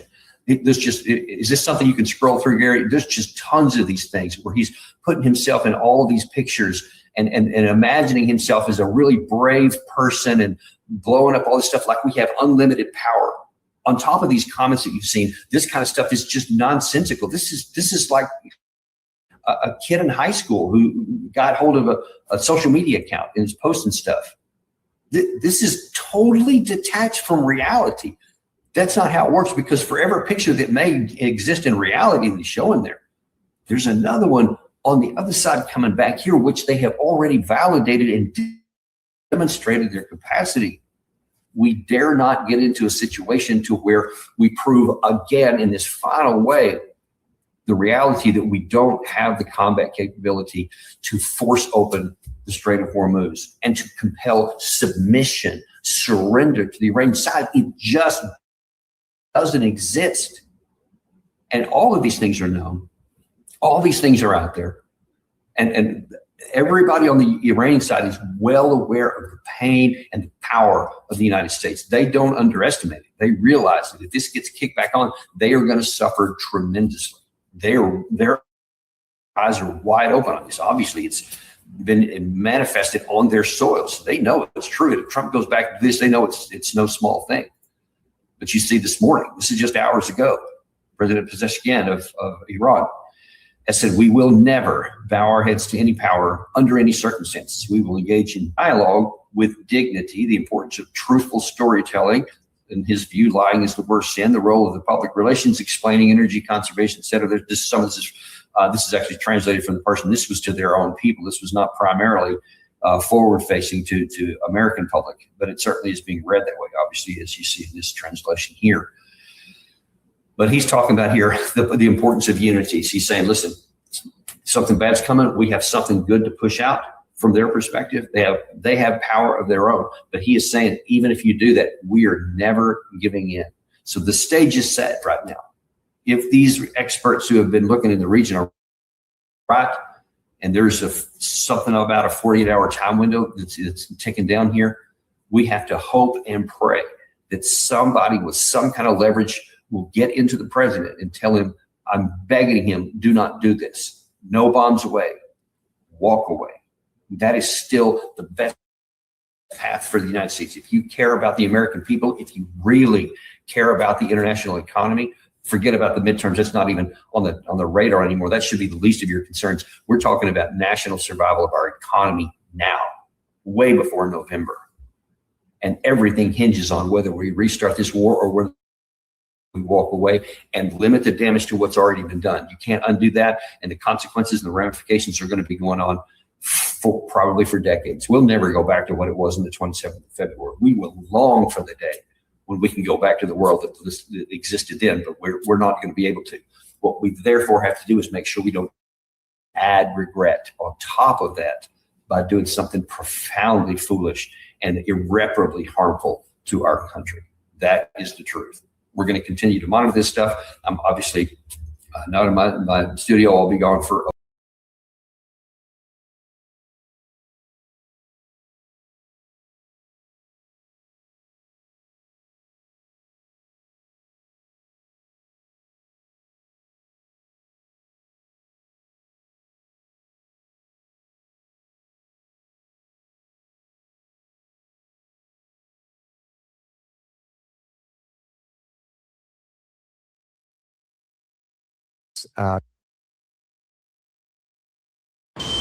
Go ahead. Crank the volume. We got you. USPS has increased. Pleasure. Well, I wanted to ask you about the war in Iran, because this is something you follow quite closely. And I guess a good place to start is, how likely is it that we're going back to war now? Because from what I understood, nothing was really resolved or achieved that with the meeting in Beijing between Trump and Xi. So is this essentially a return to war? I think, unfortunately, the risk of war has significantly gone up. I'm not so sure yet whether it is above 50% or not. There is still a bit of a time to be able to find an exit. And it's also not clear to me whether some of this rhetoric is part of the theatrics that Trump is putting on in order to pressure the other side and just kind of sharpen the choices. But if we break it down a little bit, you mentioned the Beijing meeting. I think indeed the Beijing meeting delivered very little to the American side on this issue. You may have noticed that they made a big deal out of the fact that the Chinese said that they would also like to see the Strait open, which is a very vanilla statement. It is actually a rather meaningless statement. Every country in the world would like to see the Strait open. The question is, what are you going to do about it, and what is your definition of open? And the Chinese idea of open is not necessarily that the Iranians do not control it. It's just that the traffic flows. The Chinese themselves have made an arrangement with the Iranians in which they are getting their ships out. So from their standpoint, it is open. But from the US standpoint, there's been a desire to not necessarily end the mechanism that Iran is putting in place, but actually regionalize it. So their definitions of open are very different. But the larger point I'm trying to make is that if that is the best they got out of the Chinese, that tells you how little they got out of the Chinese at that meeting. So now you're in a situation in which for the last 48 hours, there's been a significant take up of very hostile language that in and of itself, let's assume that war actually is in the cards, is an indication that the blockade of the blockade was a failure. And the blockade of the blockade was an indication that the war was a failure. And the war was an indication that the threats of war back were a failure. So what you have is a series of escalatory moves that all have proven to be failures and that are only leading the Trump administration towards the next escalatory move. I do think the Iranians are more or less almost counting on an attack taking place, because in the negotiations, even though they have moved closer to each other on several different issues, they're still very far apart on a couple of key issues. And Trump has shown very little flexibility and seems to be very adamant about certain things that he needs to get his maximum demands on. Now, the Iranians are quite ready for that war based on the conversations I've had with them. Happy to go into detail of things that they're planning to do in such an escalation and why the second round of this war. Chipotle honey chicken is back. Grilled chicken, chipotle peppers, and pure honey. It takes heat and sweet to a whole new level. Harold has metastatic prostate cancer, but like you, Harold has stuff to do. He takes Nubeca. Would be quite different in some aspects than the first round. Yeah, no, that was actually what I want to ask you about as well. But yeah, regarding this vanilla statement, as you said, from the Chinese, I thought this was quite interesting because the open strait, it can mean a lot and it can mean nothing, as you said. the idea that this signals support for the U.S. military activity, I would say will be on the contrary not, because if the U.S. was able to defeat Iran, they destroy it or conquer it, break it up, or whatever the victory would look like, it does mean that open access would be a given. I mean, there's no open access to Venezuela, Cuba. So the idea that this would be a statement of support for the U.S., I think, again, people would read into that statement what they would want. It seems a bit the same with nuclear weapons, though, wasn't it, as well? Because China said Iran shouldn't get nuclear weapons, but that's what Iran says as well. So it doesn't sound like any anti-Iranian statement. Not at all, exactly. And this has been the Chinese position for a very long time. It's the position of every P5 state.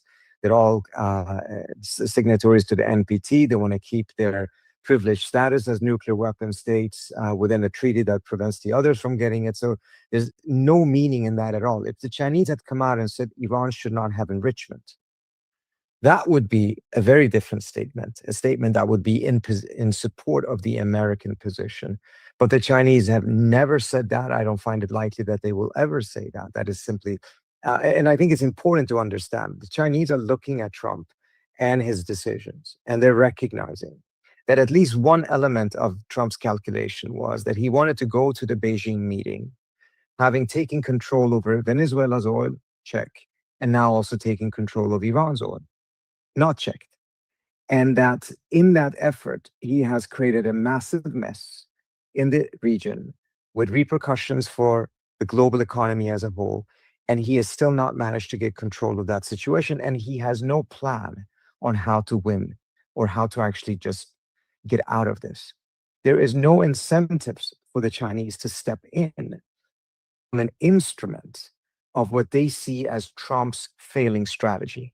So why would they come in at this point and in support of the United States? It makes absolutely zero sense for them. Now, if the US had put a reasonable proposal on the table that was based on a genuine compromise that the Chinese believe is viable, and they believe that the Iranians should accept it in order to get out of this situation, because the Chinese would like to get stability, of course. In that scenario, I can see the Chinese coming in and nudging the Iranians towards an agreement. But they're not going to do it if the proposal on the table is a non-starter, and then by that, make themselves part of America's failed strategy.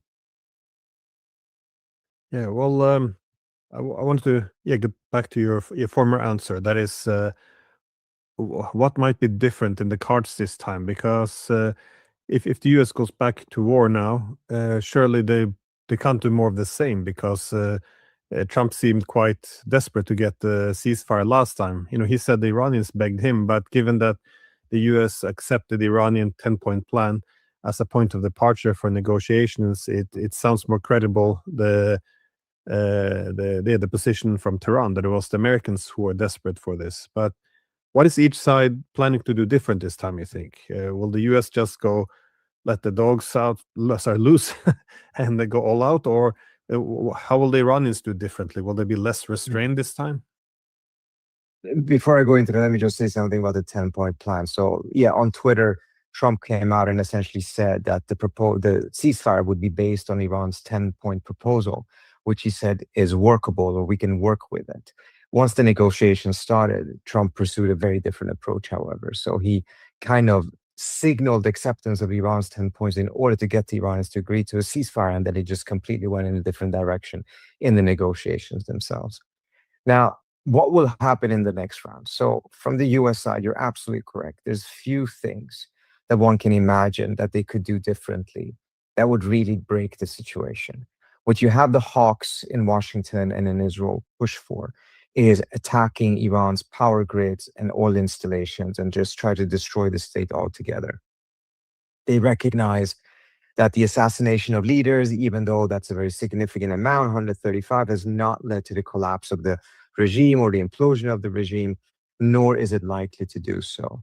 The one thing they haven't really done is to go in with ground troops, take an island, or go after the energy grid. Now, if they had done that, of course, if we take the energy grid to begin with, this would have led to an Iranian counter-escalation that would be even more dangerous for the United States, because the Iranians would go after the energy and oil infrastructure of the GCC states. What they've done so far is very limited.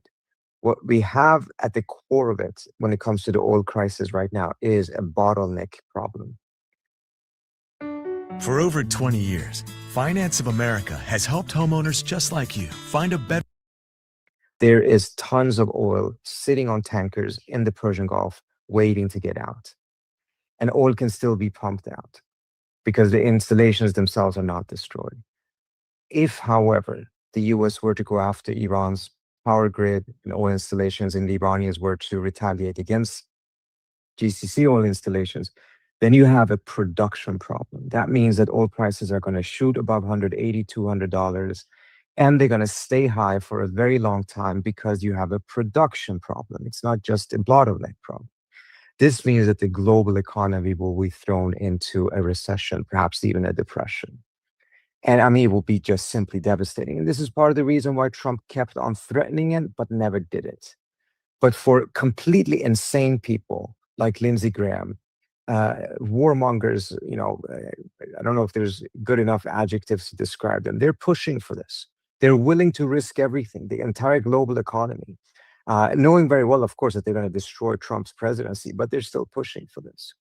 Now, the Iranians do expect that whatever this may be, whether it's taking an island, going in with some ground troops, or whether it is just a massive bombardment campaign on the same scale or larger than it was before, they themselves will also try to retaliate at a higher level than they did before. This means, in particular, that they will go after the UAE because of the role that the UAE has played during the war in terms of pushing Trump to restart the war, but also because of its increasingly open association and strategic partnership with Israel. Within the UAE, the Iranians are likely going to target companies and industries that are connected to Trump himself, such as AI, data centers that are used by Palantir and all of these different companies that the Iranians believe are involved in the war anyways, because of their support for the Pentagon. This could then also lead to a scenario in which UAE's investment as an AI hub actually gets destroyed, which would, and this is outside of my field of expertise, have some implication for the US's AI rivalry with China. But it would also mean that they're actually deliberately going after things that are of value to Trump's businesses because of a perception that he doesn't care that much about US interests being compromised, but if his business interests, his business empire's interests are being compromised, that will be more painful for him. And they're looking for targets that would impose that type of a cost.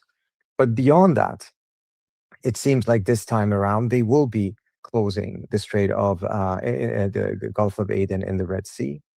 And moreover, they're also looking at these undersea fiber optic cables that are handling 99% of all internet traffic in the GCC states, including billions of dollars of daily transactions. And see that, or they're exploring to see if that could end up becoming like a second Strait of Hormuz for the Iranians, mindful of the fact that Iran's internet is already cut off and they're relying on an internal intranet that they created several different years ago. So we're talking about massive escalation on both sides. And whatever the implications have been so far for the global economy is likely going to be very little compared to what is about to come. Yeah, I think that was one of the most interesting parts of the war was how Iran was essentially mirroring the escalation ladder, how they were willing and also capable of going up the ladder. But that also suggests as you said, if the US decides to destroy its energy infrastructure, there's no reason anymore for the Iranians to hold back. So I've heard a lot of signals come out, everything from shutting down the Red Sea, essentially, destroying some of the Gulf states, not just the energy facility, but desalination plants. They could cut off their internet. But with the comments that Iraq could play a greater role as well, seizing Kuwait, for example, or just kicking out what remains of Western troops. Do you see this as a likely scenario?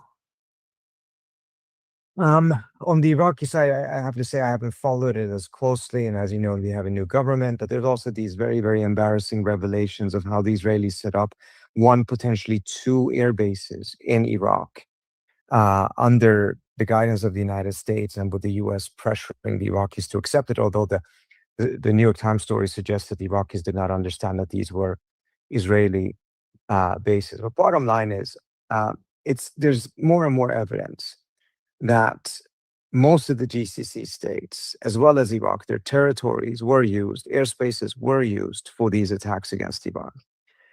Now, whether that was to a very large extent something that they did voluntarily, whether that is something that was being done without their full knowledge, or whether they were just simply coerced into it. I mean, one thing we have to remember is that from the standpoint of someone like John Bolton, this is evidence that the Iraq war was a success.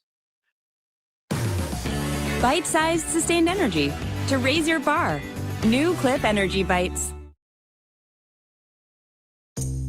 Things at work don't always work. But with Easy Cater, the food... Because it was never about democracy. It was never about human rights, obviously.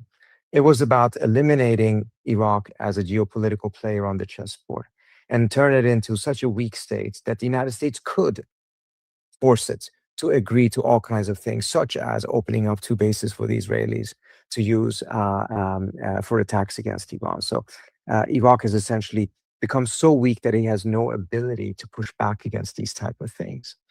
Now, whether the Iraqis would, in the midst of all of this, go after Kuwait, again, I've not heard any of that with any credibility, but the fact that Iraq itself could become one of the theaters of the war in a horizontal escalation by the Iranians is a very, very plausible scenario. I don't know if it's likely in the second round, but it's definitely plausible because we saw how the Iranians use horizontal escalation to really throw off the United States. The US side did not expect that the Iranians would target all of the GCC states. They really were surprised by that. They were also surprised by the taking of the Strait of Hormuz, even though US intelligence had already predicted most of these different things. It's just that Trump has now become into a habit of not listening to US intelligence, but instead listening to the Israelis.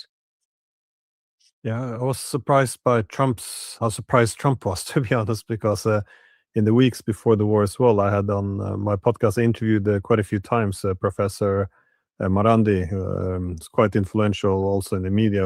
He was always making the same point. If or when the US attacks, the first day we're going to shut down the Strait of Hormuz and attack all their bases. And at least it should have been considered as it seemed quite reasonable that they wouldn't allow the opponent to dictate the conditions of how this war should be fought. But just to explain a little bit why the US side, as well as the Pentagon, really underestimated Iranians, is that there was this massive campaign by the Israelis to depict Iran as much weaker than it was. The Israelis recognized that if he wanted to convince Trump to go to war, something that he's unlikely to agree to because he doesn't take huge foreign policy risks usually. The only way you could convince him was by convincing him that it was easy, because he's very much in favor of doing easy things. Things that are easy, low risk, is his forte. So they really went at trying to depict Iranians as very weak, incapable of doing something, afraid of having a direct confrontation with the US. Iran's own behavior had also reinforced that. Everything from strategic patience for the last couple of years, in which they were taking hit after hit after hit from the Israelis and never really struck back hard until the June 12th war. Every time they struck back, it was kind of polite. It was kind of aimed at showing that they could, but without escalating. It was actually a de-escalatory move in some ways. All of this just reinforced a very strongly held view within the American system that the Iranians simply do not have the guts to face the United States. Then there's another element that comes to Trump's own psychology. It's one of the biggest mistakes, in my view, that the Iranians committed prior to all of this, which is that they refused to talk to Trump directly. There are numerous opportunities that they could have just engaged with Trump directly. And I personally believe that had they done so, this war could have been averted altogether. And part of the reason why this reinforced Trump's view of Iran as weak is precisely because of Trump's own belief that he is willing to talk to everyone. We saw him coming in as president and said, I'll talk to anyone. I'll talk to Kim Jong-un. I'll talk to the founder of Al-Qaeda in Syria. I'll invite him to the White House. And I do all of this because I'm strong. Because I'm strong, I'm willing to talk to everyone. And this is a very significant shift in the American political culture, because for years, the very idea of talking to various leaders was taboo. Trump is a key reason as to why a lot of that has been broken. It was also broken to a certain extent by the Obama administration. But in Trump's world, he is capable of doing this because he is strong. So when the Iranians refuse to speak to him, and they think they're doing it and showing strength, they're refusing to talk to the superpower of the world. That's not how Trump sees it. Trump interprets that as weakness, because he is talking to everyone because he's strong. If someone else is not willing to talk to him, it's because they are weak. So Iran's own conduct also reinforced the American view that Iran is weak, it's incapable, it will never dare to escalate in this horizontal way. It actually doesn't even dare to have a direct confrontation with the US. That's part of the reason why Trump thought that this war was not going to last more than 4 days. Of course, he was completely mistaken, but I think it's important to understand that some of Iran's own behavior had reinforced that view in Trump's mind. Yeah, I referred to Trump before as the president of low-hanging fruit, because he does like the easy, low-risk in and out, ideally one-day operations. That is, for example, the threats against Panama, and then they folded, and then they gave him something for nothing, and that was a one-day achievement. And same with Venezuela, in and out, a price to show off. And if something goes wrong, like Yemen, I thought his strength was that he could just say, well, oops, that didn't work, and claim victory and go home nonetheless. It appears the problem with Iran, though, is there is no going back to the status quo. There is no claiming victory and going home, because as long as Iran has the Strait of Hormuz, that changes the U.S. position, not just in the region, but possibly in the entire world. So, I guess this is something you have argued as well. That is that Iran essentially threatens has already undermined the global primacy of the United States. I was wondering if you could, I guess, unpack that argument. Sure. So,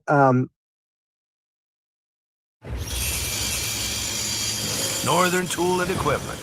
Get serious. Trying to predict the future is a hazardous occupation. The only thing we can be sure of is that it will be absolutely.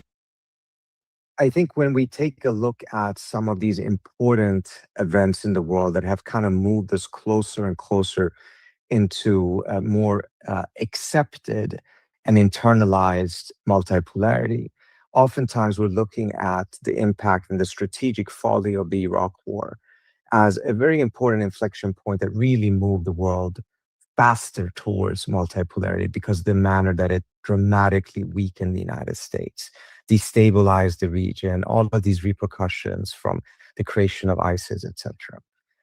But when you would take a look at that war and what the US has now done in Iran, I think it's quite striking that nevertheless, in the Iraq War, the United States was militarily tremendously successful. The entire country was taken in 3 weeks.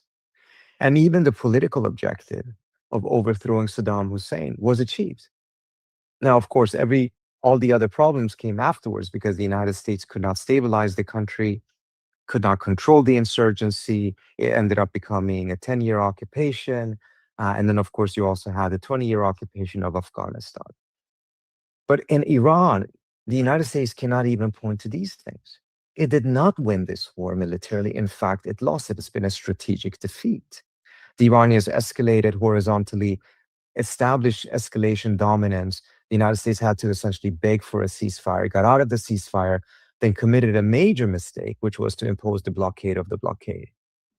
Had it not done so, the US would actually be in a stronger position now, because the ceasefire disproportionately favored the United States.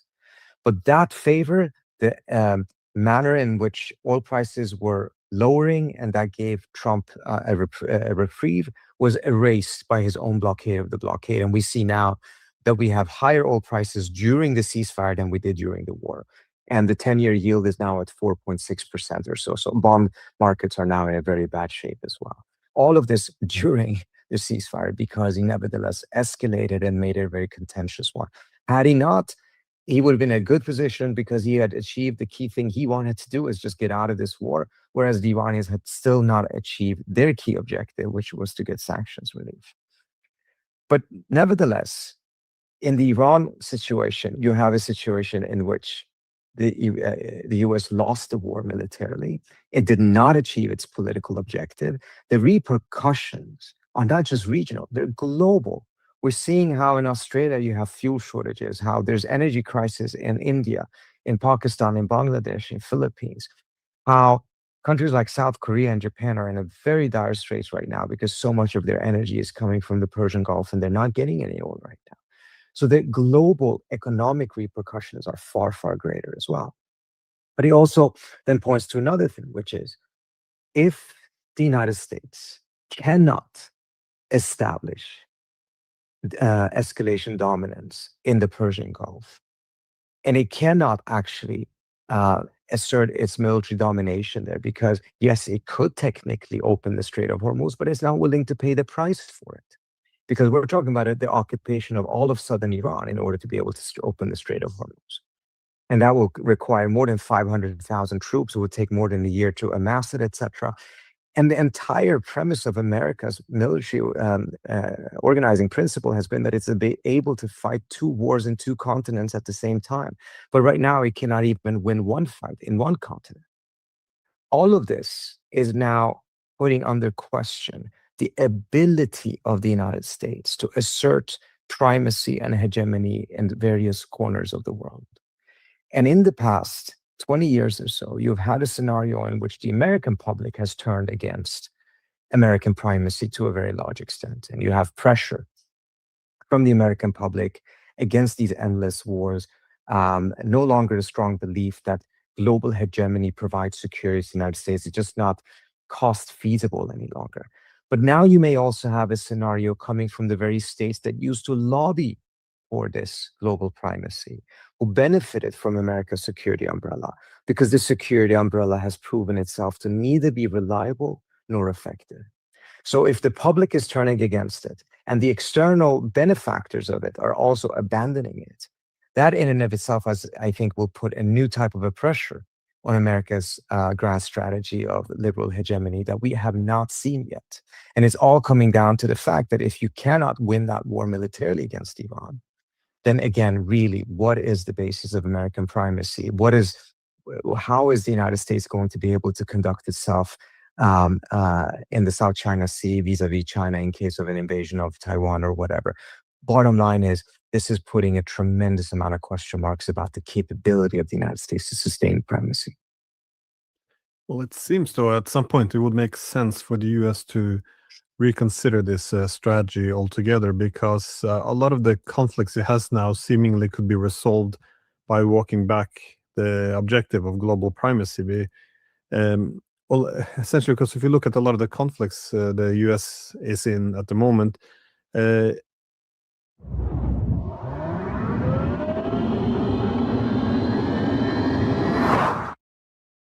Sleep better and save bigger during the Memorial Day event at the Living Spaces Sleep Center. Save 25% on a Helix Twilight Luxe mattress. a lot of it seems unnecessary or could be challenged. So again, if the US wants to face its threats, they can look at both capabilities and intentions, but the intentions of many of its adversaries have shifted. That is, if you go back to the 90s, the main objective of the Chinese and the Russians were to be as close as to the US possible. Even the Iranians were seeking to improve relations. But if you shift to the aspect of capabilities, if they're growing more powerful, this is a threat to global primacy, so they would have to be balanced. But it just seems like the US hasn't been able to take yes as an answer, because if they could have had very different relations with all of these countries, but all of it is premised on the idea that the US would then have to accept them to I guess be peers, or to reside in a multipolar world. But is this and I have to say something very interesting again. During the Biden administration, you could not talk about multipolarity in Washington. It had become a dirty word. It had become a Putin talking point, which was bizarre, mindful of the fact that in 2010, Hillary Clinton, as Secretary of State, already declared that the world was becoming multipolar, but 10 years later, apparently became a Putin talking point.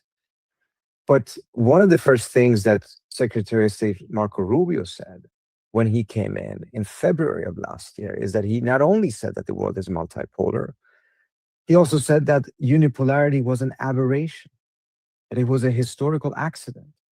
And this is a very important statement if this is truly what the administration believes. First of all, if it's an aberration, it tends to then suggest that restoring unipolarity should not be an option because you're not going to try to. It's just not worth the cost of reestablishing an aberration. But also, it means that the United States then absolutely needs to get serious about adjusting itself to that multipolarity and see what is it that the United States needs to do. And its conduct needs to change. One of the question marks that was never really addressed is, in a multipolar world, how should the United States' relationship with the UN and its attitude towards multilateralism perhaps be revised, because it may have a far greater need for those type of instruments than it did during its unipolar moment. None of those things happened. The only thing we saw was that an NSS came out that suggested that the United States should not give up hegemony. It should just give up hegemony globally. It should redefine the parameters of hegemony and just focus on the hemisphere. And that was in and of itself a shift. That document was the strongest language I've ever seen in any American government document denouncing global hegemony. But nevertheless, it seems to have had absolute zero impact on American strategy, because he also said that the United States should deprioritize the Middle East, or some of the strongest language as to why the US should no longer be that active in the Middle East.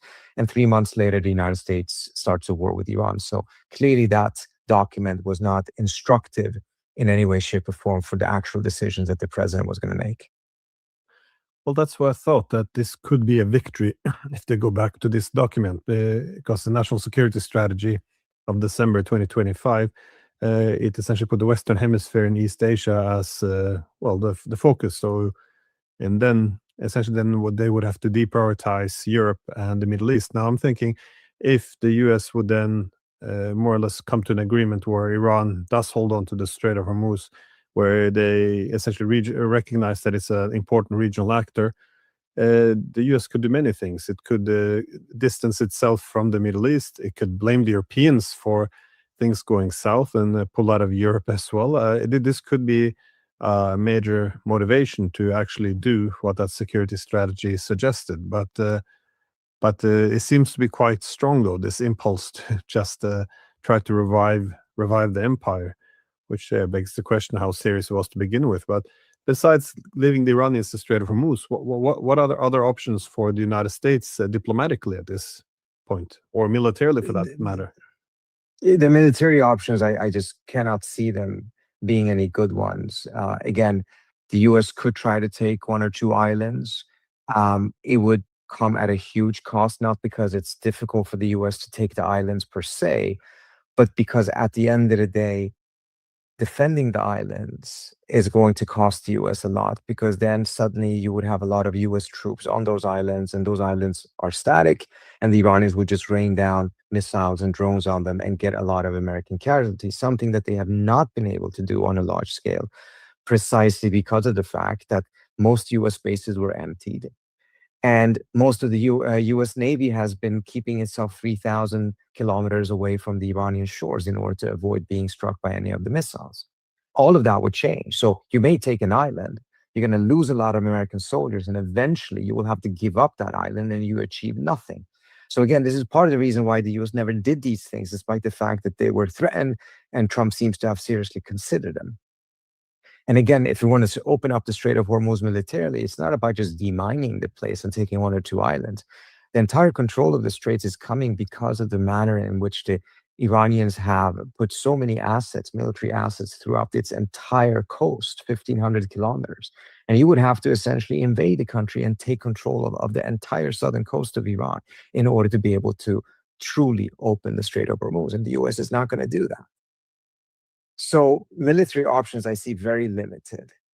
Diplomatic options, there are actually plenty of them. And in many ways, Trump is in a better position to actually strike a deal than previous president, not because he's trustworthy. He clearly is not from the perspective of the Iranians, not because he knows how to negotiate. That's another point it seems like he's not really achieving, because he's dictating more than he is negotiating, but because he actually is willing to put all sanctions on the table as part of a deal and really lift sanctions, particularly primary sanctions.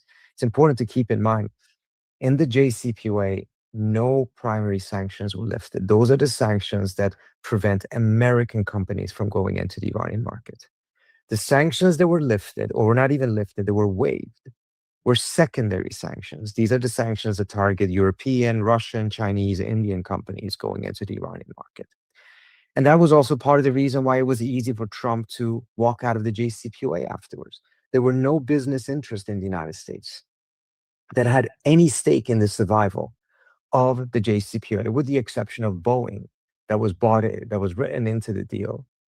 But Boeing was bought out because the Emiratis made an order of, I forgot how many, $42 billion or something like that, of airplanes from Boeing as a way of just replacing the Iranian contract.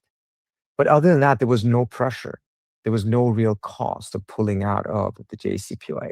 If Trump puts primary sanctions on the table, or if there's a deal in which that becomes part of it, first of all, it's important to understand primary sanctions on Iran are primarily through executive orders, which means Trump can lift them himself. He does not need to have to go to Congress to get those sanctions lifted. It's the secondary sanctions that are imposed by Congress, which is the flip of the Cuba embargo, in which the embargo itself, the primary sanctions there, are through Congress. So Trump can do this with the stroke of a pen.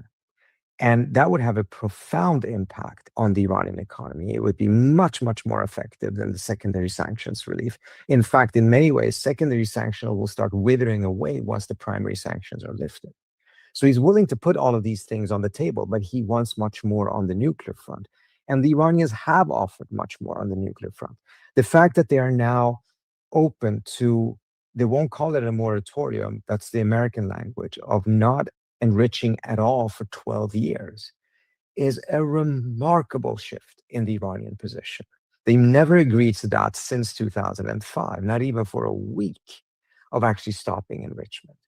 And part of the reason is precisely what happened between 2003 and 2005. In 2003, the E3 negotiated with Iran. They were terrified that George W. Bush was going to start a war with Iran. And they knew that as long as Iran was enriching, that risk was there. They managed to get the Iranians to agree to voluntarily suspend enrichment. And that voluntary suspension was connected to continuation of negotiations for a final deal. But once the Iranians suspended, the Europeans had no incentive of actually concluding a final deal because they had already achieved their main objective, which was to make sure that the Iranians were not suspending. So the Europeans dragged out on the negotiations.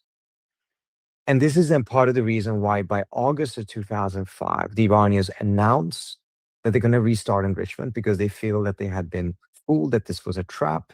By January, they restart enrichment. By February, their file is sent to the UN Security Council, and eventually several UN sanctions are imposed on Iran.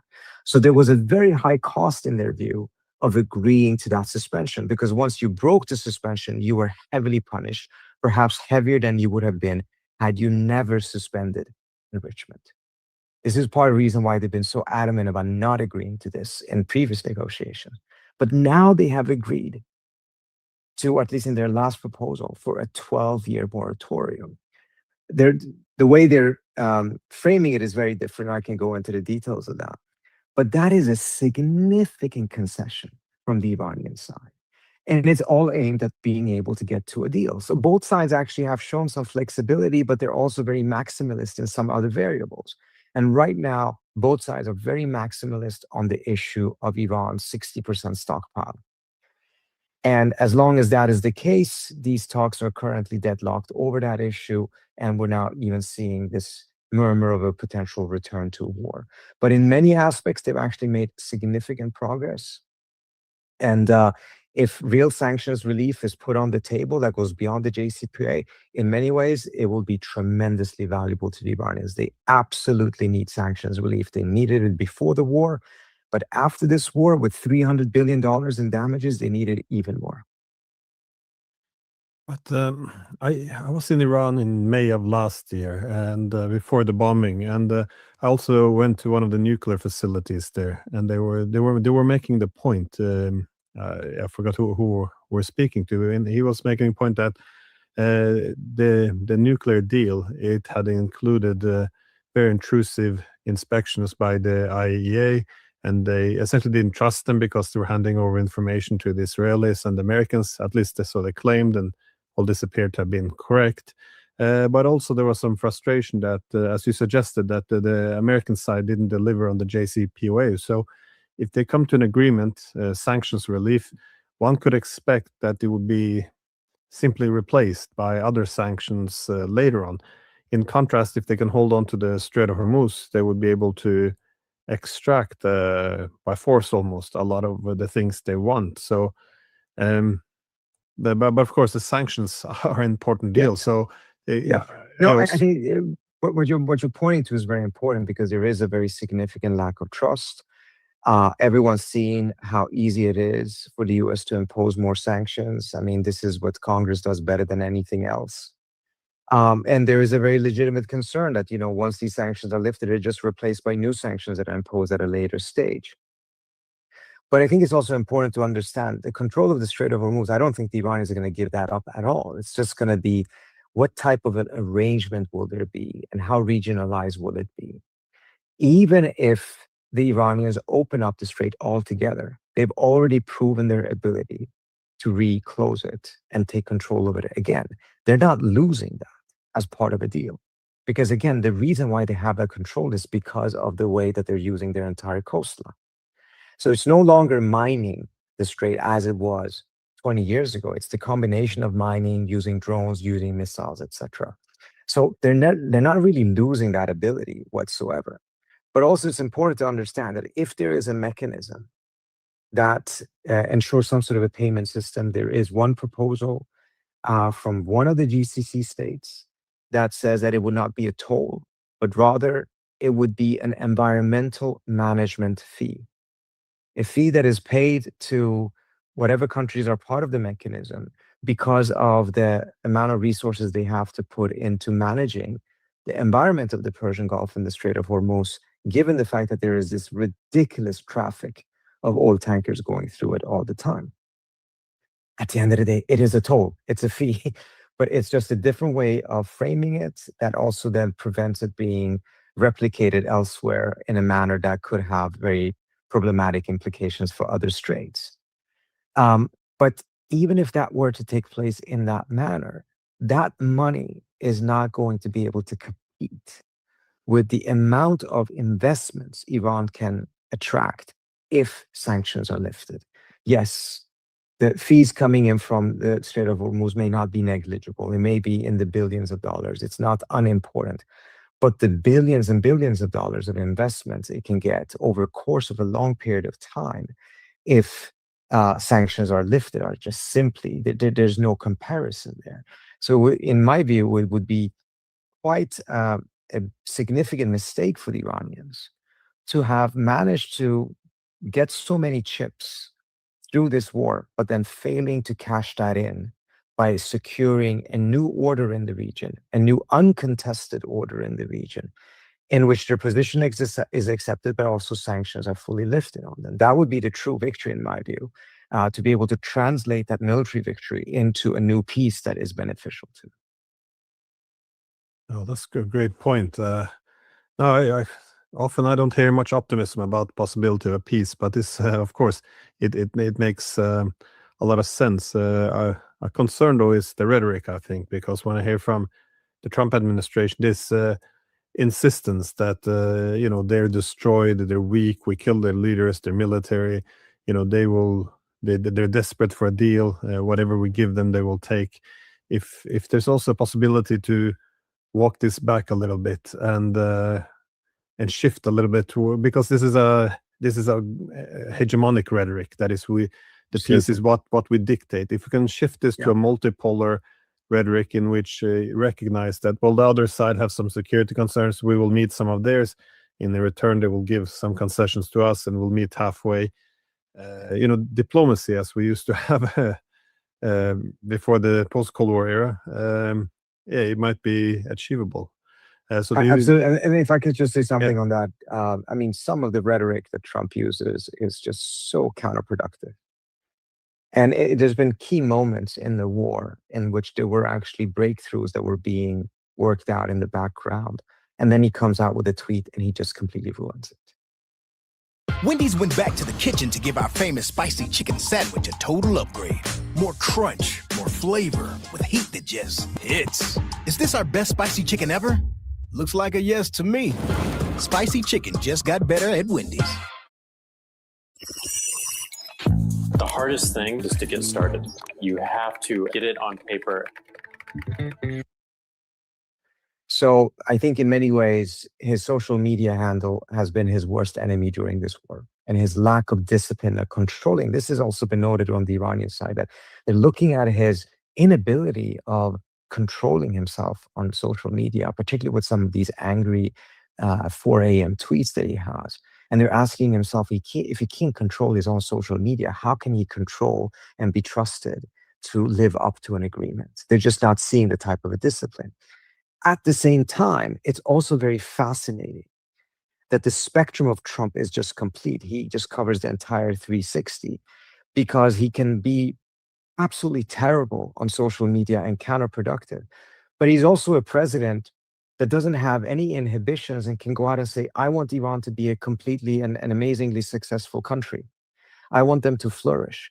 No other American president would ever say something like this. It's very important to remember that. The idea that you would say, I want Iran to be successful was a complete political taboo. Even if you wanted to get a deal, even if you wanted to have a win-win deal, you would never say something like that because it would seem as being too costly politically in the United States. Trump doesn't seem to have an understanding of the concept of political cost and just says these things.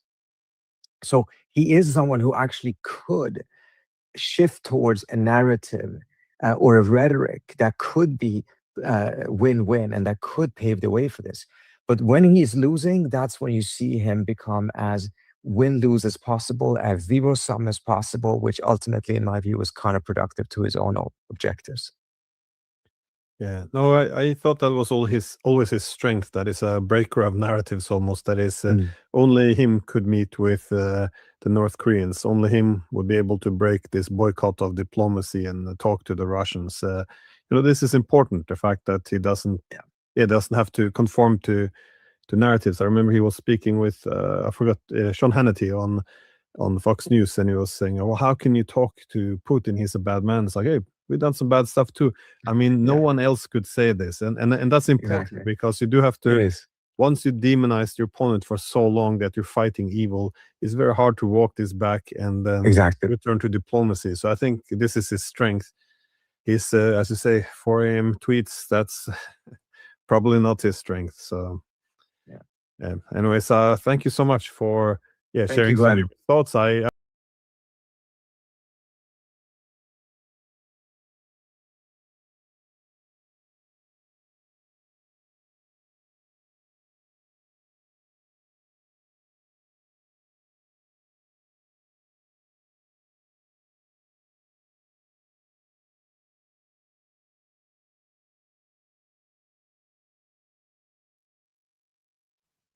U.S. President Donald Trump visited China this May, and he claimed that his trip was a great success and that supposedly he made all kinds of gains for the United States.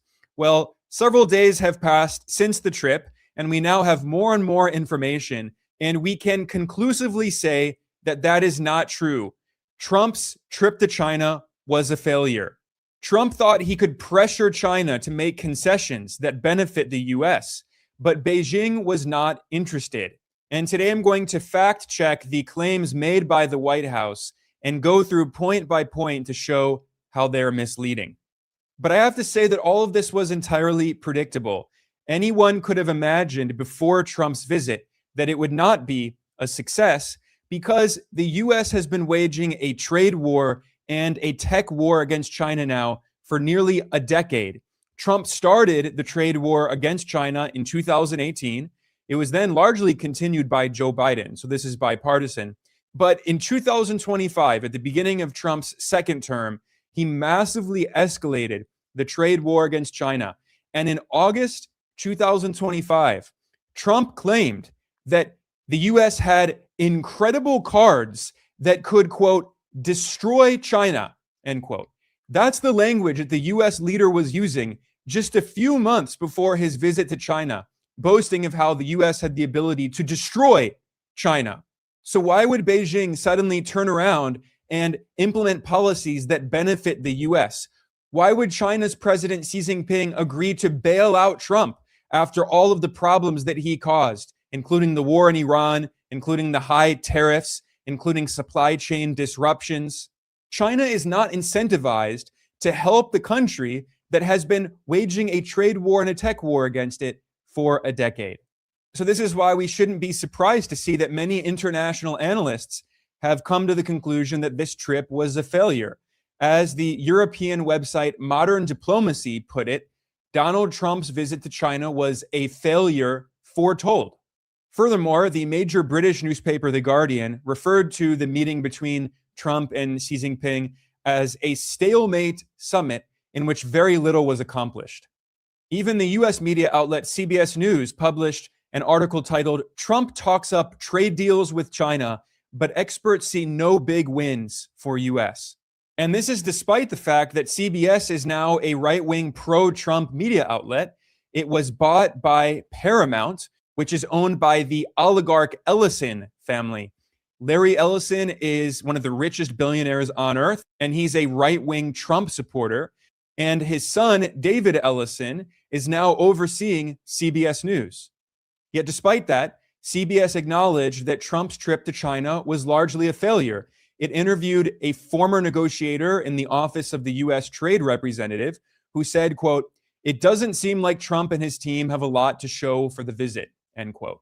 So let's go further into the details. Here I'm looking at the fact sheet that was published by the Trump White House, which claims that supposedly Trump secured historic deals with China, delivering for American workers, farmers, and industry. Now, first of all, I have to say that the idea that these deals benefit US workers is completely ridiculous because Trump invited the billionaire CEOs of a dozen of the most powerful US corporations to join him on the trip to China.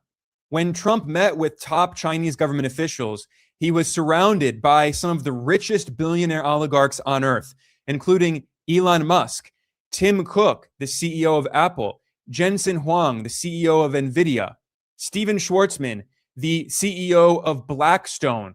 So this made it very clear that the goal of Trump's trip was to help these large US corporations, not American workers. So the entire framing of this White House fact sheet is obviously very misleading. But regardless of that, let's look at the details.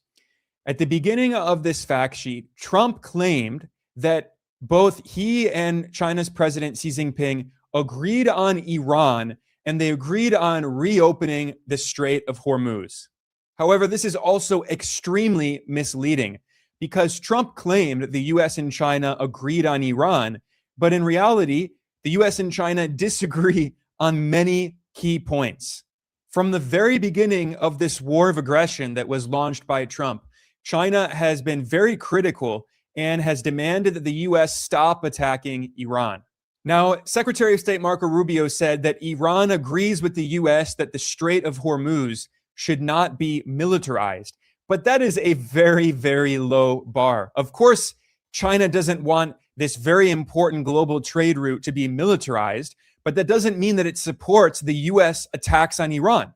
The Quincy Institute for Responsible Statecraft, which is one of the very few anti-war think tanks in Washington, D.C., published a very useful article explaining how China's position on the Strait of Hormuz is very different from the US position.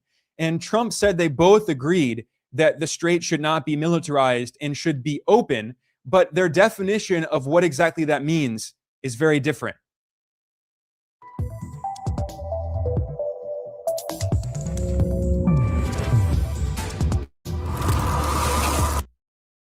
This article was written by Trita Parsi, who is an Iranian-American analyst who's extremely knowledgeable of West Asian affairs and geopolitics. And he noted that China's UN ambassador criticized a joint resolution introduced by the US and Bahrain on the Strait of Hormuz.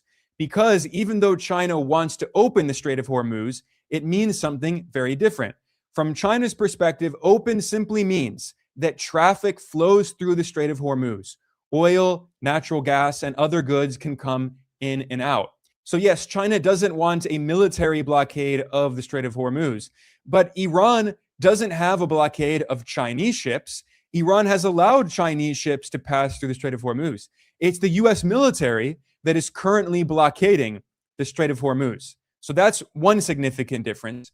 Moreover, Trita Parsi pointed out that China is not explicitly opposed to any fees being charged. Instead, China has reframed this issue of the fee that Iran is charging ships that pass through the Strait of Hormuz. And China has said that there can be some kind of mechanism for states in the Persian Gulf. Like, for instance, they can call it an environmental management fee. That is a toll that's not called a toll. They simply call it an environmental management fee. So the US and China actually have very significant differences on the Strait of Hormuz, and especially on Iran overall. Beijing has constantly emphasized that Washington is the culprit here, and the US must come to the negotiating table and stop this war. So going back to this fact sheet from the White House, that claim by the Trump administration that the US and China agree on Iran is extremely misleading. Going on in the fact sheet, the Trump administration announced that the US and China have created a new board of trade and a board of investment. However, this is just the formality. I do not expect anything significant to come out of this. Trump just wants to claim that he had some kind of political or economic victory. In reality, you can look at US trade with China and China's trade with the US, and you can see that in recent years, that trade as a percentage of overall trade has been falling, especially from China's side. China has been diversifying its trade partners. China's largest trading partner is now ASEAN, the Association of Southeast Asian Nations, not the US and not Europe. China is trading more with the global South and emphasizing South-South cooperation.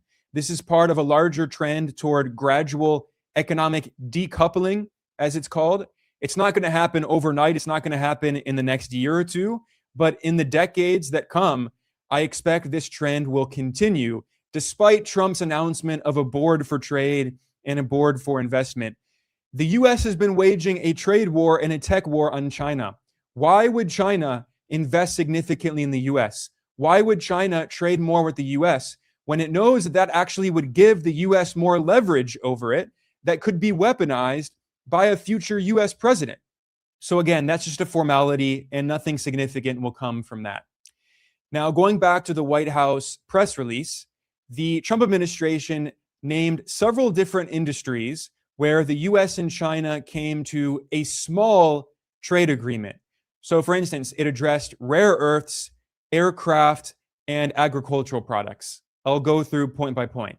The Trump White House said that, quote, China will address US concerns regarding supply chain shortages related to rare earths and other critical minerals, end quote. Now, note that the language here is very weak. It's a bit ambiguous. China will address US concerns. What does that mean exactly? Well, in reality, what's happening here is that in 2025, the Trump administration massively expanded its trade war against China, at one point threatening tariffs of 145% against China. The US also put export restrictions on China to prevent China from getting access to AI chips, these GPUs that are needed to develop AI, to try to prevent China from catching up to the US in AI. So in response to this unilateral tech war and trade war started by the US, China announced that it would put export restrictions on rare earths. China absolutely dominates the global supply chain, including the mining and processing of critical minerals and especially rare earth elements. And these critical minerals and rare earths are needed for many advanced technologies, not only things like, semiconductors and computers and electric vehicles and all of that, but also weapon systems. The US military industrial complex needs rare earths and critical minerals, and yet China dominates the global supply chain for those critical minerals. US military contractors cannot make these weapon systems without Chinese rare earths. So when China put these export restrictions on the US, that was a massive blow to the US. However, I must emphasize that China did not just wake up one day and decide to do this to hurt the US. China did this as an act of self-defense in retaliation after Trump threatened tariffs of 145%, and after the US put export restrictions on China for quantum computing parts, for AI chips, and for other advanced technology. So Trump is now claiming, as a supposed diplomatic victory, China's acknowledgement that it will address US concerns regarding these supply chain issues. Again, that language is very weak, but the whole point that I'm getting at here is that the only reason that China did that in the first place is because of Trump's trade war. So Trump is claiming as a victory something that wouldn't have happened if he hadn't escalated the trade war against China. And if you look at all of the points in this White House fact sheet, they're all issues that were only a problem in the first place because of Trump's trade war. So Trump massively escalated the trade war, China retaliated, and now Trump visited China and they came to these agreements that simply bring us to the status quo ante before Trump launched this trade war. I mean, it's absolutely crazy. Again, these are not victories. This is why this trip was a failure. But another good example of this is another point in this White House fact sheet is Trump boasts that China has approved a purchase of 200 American-made Boeing aircraft. Trump has portrayed this as a victory, but in reality, this is another loss for US corporations. Reuters published an article with the headline that explains it all. Boeing shares drop 4% after Trump announces China orders just 200 jets. Reuters pointed out that before Trump's trip to Beijing, China was initially estimated to buy 500 planes from Boeing. But then Trump traveled all the way to the other side of the world to China. He traveled with the CEO of Boeing, along with other major US corporations, but they only announced that China will buy 200 planes, much lower than the original estimate of 500. This is why the price of Boeing stock actually fell in response to the news. It did not rally. So again, that claim by the Trump White House that this is supposedly a victory is also completely false. And then finally, the other issue addressed in this White House fact sheet is agricultural products. Trump boasted that China will be buying $17 billion per year of US agricultural products, including soybeans. And he said that China will restore market access for US beef and poultry, chicken from the US. However, once again, the only reason that China put restrictions on US soybeans and other agricultural products is because of the trade war that Trump was waging against it. Again, President Xi did not just wake up one day and say, we don't like the US, we're not going to buy any soybeans from the US. No, China used this issue as a point of leverage in retaliation for Trump's unilateral trade war and tech war. So when Trump threatened tariffs of 145%, China said, fine, we're no longer going to buy your soybeans and other products. But now after Trump visited China, he's saying China reversed and this is a victory. But it's not a victory. Again, we're going back to the status quo ante before Trump escalated this trade war.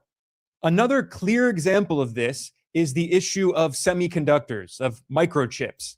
Now, this was not mentioned in the White House press release, which is very significant because the Trump administration cannot even claim this as a victory, because Trump actually publicly complained that China is blocking domestic companies from buying chips from NVIDIA. Now, NVIDIA is the most important company in the world when it comes to designing advanced chips, GPUs, that are used for AI research. And this is why NVIDIA has become the most valuable company on earth It's the first company ever to have a market capitalization of $5.5 trillion. And NVIDIA's CEO, the billionaire Jensen Huang, actually traveled on Air Force One on the plane with Donald Trump as they went to China. They were also joined on the plane by Elon Musk, who's the world's richest billionaire oligarch. And the reason that Jensen Huang visited China, and this is not the first trip he's taken to China recently, is because NVIDIA desperately wants access to the Chinese market.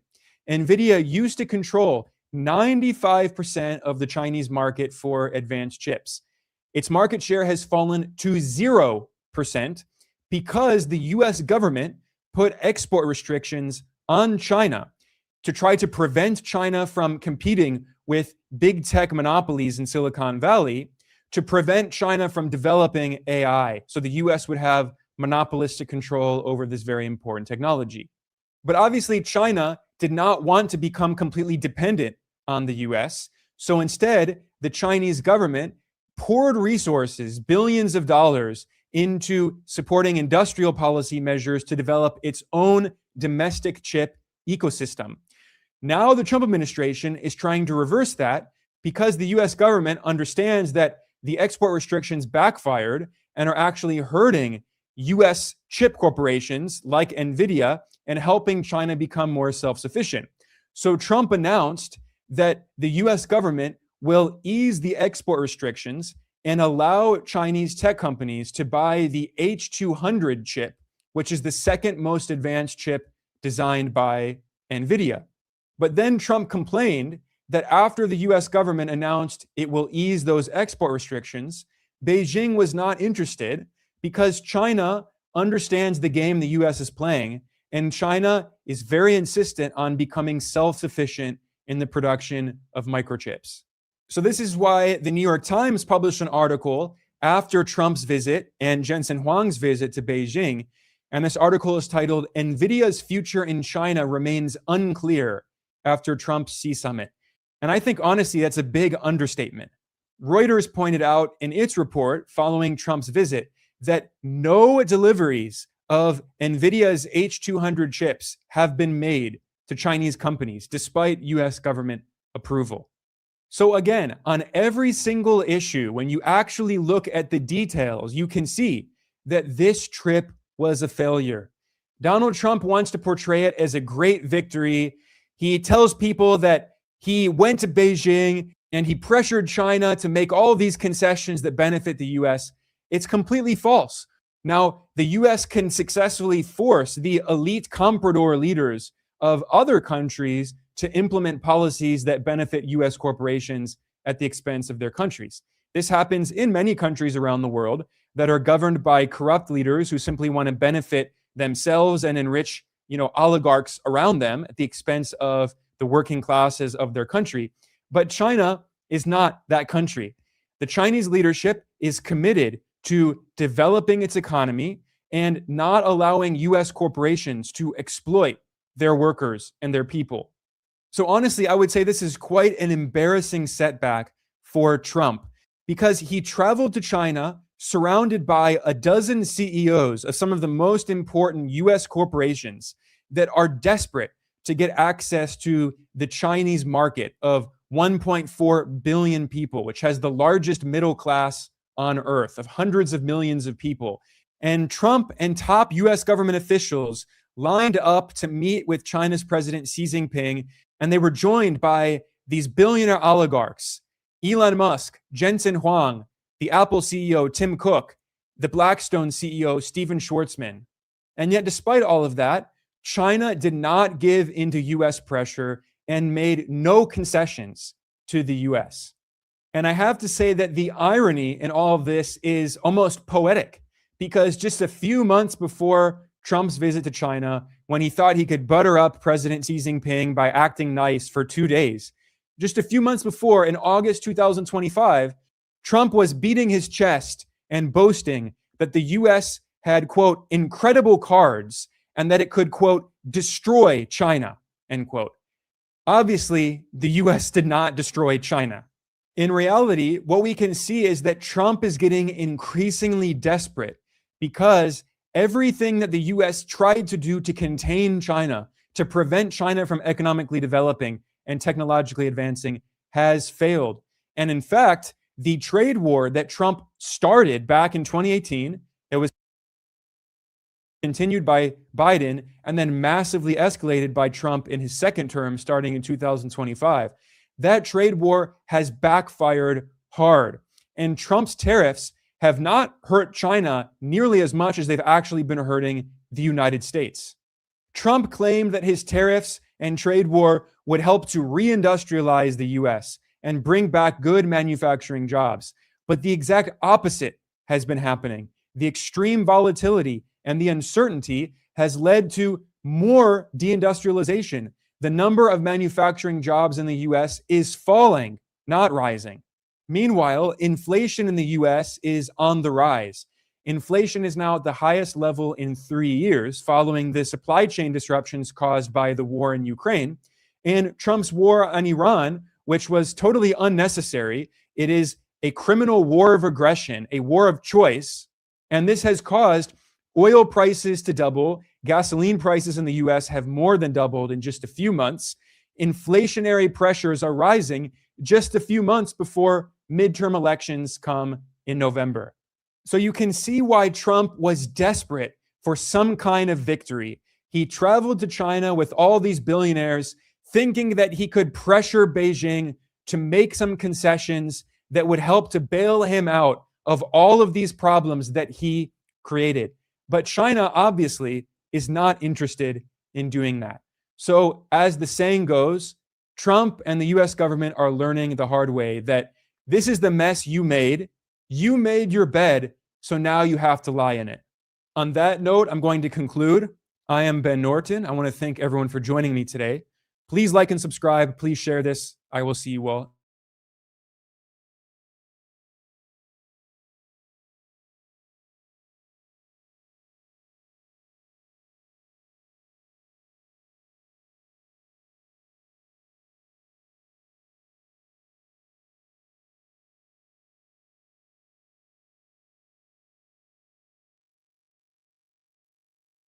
Well, Sean Ryan is the author of The Split, a brilliant book. I've got it on my bedside table right now, Finding the Opportunities in China's Economy in the New World Order.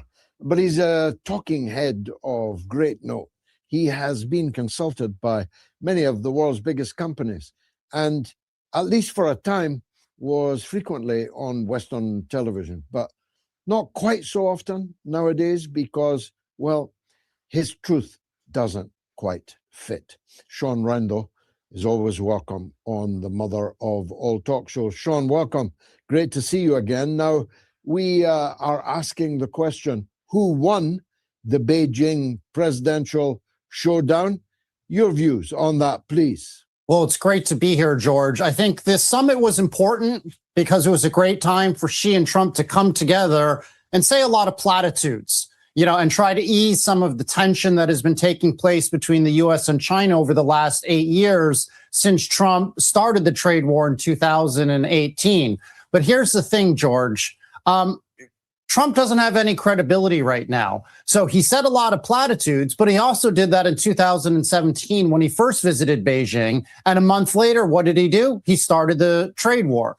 So while he said a lot of nice things about Xi Jinping as a friend, well, he said a lot of things as he likes the Chinese people. He doesn't have any credibility in China. And by extension, the United States government doesn't have any credibility here. So it's very clear to everybody on the ground here that China won.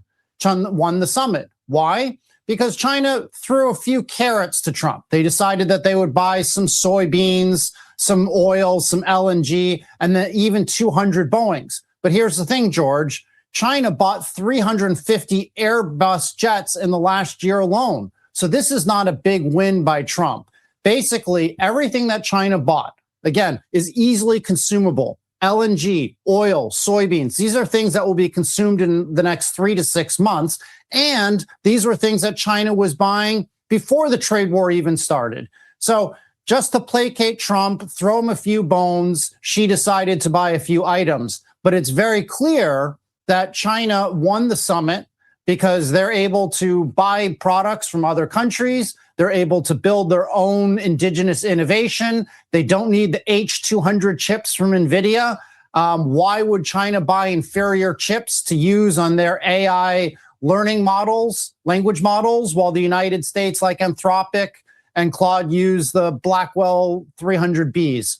So clearly, China won, George. Well, right from the beginning, Sean, when Xi Jinping didn't go to the airport, to Xi Jinping's failure to be tugged by Donald Trump's famous wrestling handshake, and the very demeanor of the two leaders, most people, certainly me, thought that it was slightly embarrassing for the United States. It was a pupil at the feet of a master.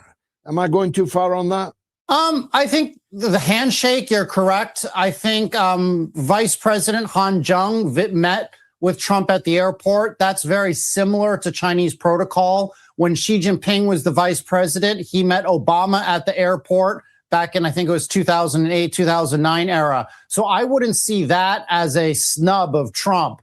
But I think it's very clear that China feels that it has the upper hand in the trade war. It's benefiting from Iran. And here's two other cool little tid points. The day that Trump arrived in China, most of the state-run media was actually saying that Xi Jinping met with the Tajikistan president. They were giving fairly small writing in the media that he was meeting Trump. It was kind of like it was just another head of state visiting China. Now, even though Trump said this was maybe the greatest, biggest summit of all time, well, actually, China right now is all getting prepared to meet with Putin from Russia, who's coming on the 18th.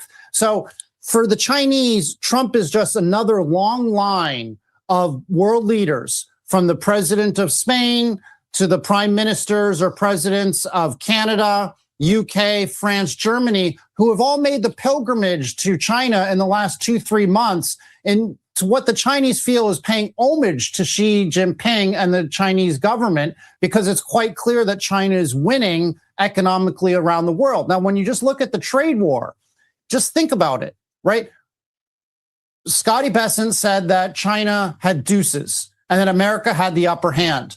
But you have to name me one thing that the Americans have that the Chinese can't make themselves or buy elsewhere, right? So instead of buying American oil, they've been buying it from Canada. Instead of buying American beef, they've been buying it from Australia. Instead of buying American soybeans, they've been buying it from Brazil. It's only semiconductors, again, that America has the lead over China. But here's the thing, George. It would be crazy to think that the Chinese would ever be willing to buy inferior H200 NVIDIA chips, because that would mean that China would always be behind the United States in technology and building their AI tech stack. And now I want to use that word credibility, which I said at the beginning. Here's the thing. China will never buy American technology again. Full stop. Because they can't trust what the Americans might do. Trump, 2 years from now, a few months from now, maybe even tomorrow, might change his mind and say, okay, we let you buy the H200 chips now, but we're now going to slap again the export controls because we want to contain China. So China would be crazy to give up its indigenous innovation to buy American technology, because we've dealt with almost a decade of crippling sanctions and export controls on China. So from a matter of national security, they're going to continue to invest tens of billions or hundreds of billions of dollars on indigenous innovation, George. Yeah, I mean, it's slightly surprising to me, given the achievements of the Chinese economy, which I see with my own eyes, that this question of chips hasn't yet been resolved. Why is that? Well, it takes a while to come up with good chips. Okay. I mean, you have to remember, in 2014, I wrote the book End of Copycat China, where I predicted that China would become an innovation powerhouse. At the time, Silicon Valley made fun of me. They said that Chinese can't innovate, they can only steal, they can only copycat. And that's because of either Confucianism and sort of a bigoted Confucian attack, or because of communism, an ideological bigoted attack that communist people can't innovate. So whatever it is, the Americans have always underestimated the ability of Chinese to innovate. So let me give some other more hardcore examples. Just last year, Eric Schmidt, the former CEO of Google, who was just booed in Arizona for a commencement speech talking about AI, he said the Chinese were 2-3 years behind America on AI. Sam Altman, the founder of OpenAI, ChatGPT, said China was 10 years behind. And then what happened? The Chinese literally 2 weeks later launched DeepSeek. Now, DeepSeek, a lot of people say, I'm not a quantitative expert, but a lot of people say that China is 8 months behind the United States now on LLMs. That's not that big of a difference, especially when you consider the fact that China has installed 3.9 terawatts of electricity, while the United States only has 1.3 terawatts of electricity. So access to steady electricity is important for being able to run these models at a fast basis. So it's almost parity when you include the hardware infrastructure in China. Now, when it comes to chips, it's much more difficult. China's probably 6 to 18 months behind, maybe even longer. But here's the reality, George. Just like all those people who laughed at me 10 years ago saying China would become an innovation nation, all those people who laughed at me a year and a half ago who said China could never catch up with LLMs, we're going to be laughing at them in 3 years when Huawei, Cabricom, and other Chinese tech players move up the value chain and are as good, if not better, than America on chips. And here's the thing, they will get there. It's a do or die situation for China. Now, in the short term, even if their chips are inferior, again, China is going to not buy too many NVIDIA chips. They're going to focus on indigenous innovation because America's weaponized technology. And here's the thing. It's not just China that wants to buy Chinese chips now. It's other countries. It's Malaysia. It's Saudi Arabia. It's UAE. Because the whole global South, I prefer to call it the global majority, has seen how Biden and Trump weaponized technology, attacked the Russians, and are now attacking Chinese. And they're scared that if they don't vassalize themselves to DC, that maybe in 3 years, they're going to get sanctioned and have export controls slapped on them, and they won't be able to build up their own technology sector. So the key, George, is that the global majority is going to start buying Chinese chips, even if they're inferior, because right now it's very clear to the world that you can trust Beijing more than you can trust DC. Beijing simply isn't as warlike as the Americans are at this stage. Well, I don't know how DeepSeek is even 8 months behind. I'm a daily communicant with DeepSeek. It's my wife's jealous. I'm talking with DeepSeek quite intimately, actually, so often. But they've not just weaponized technology; they've weaponized their currency.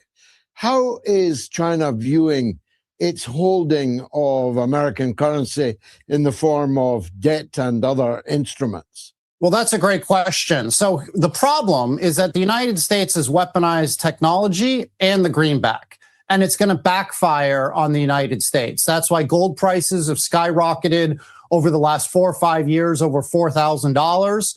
But importantly, you're seeing that countries are looking to come up with different reserve currencies. And the renminbi, or the yuan, is going to become one of them. Now, let's be clear, the US dollar will maintain supremacy over the next 5 years, but it's very clear that China is reducing its US dollar holdings. They've dropped from 1.4 trillion to about 680 billion in T-bills. Right now, 40% of cross-border trade with China is actually now conducted in the RMB.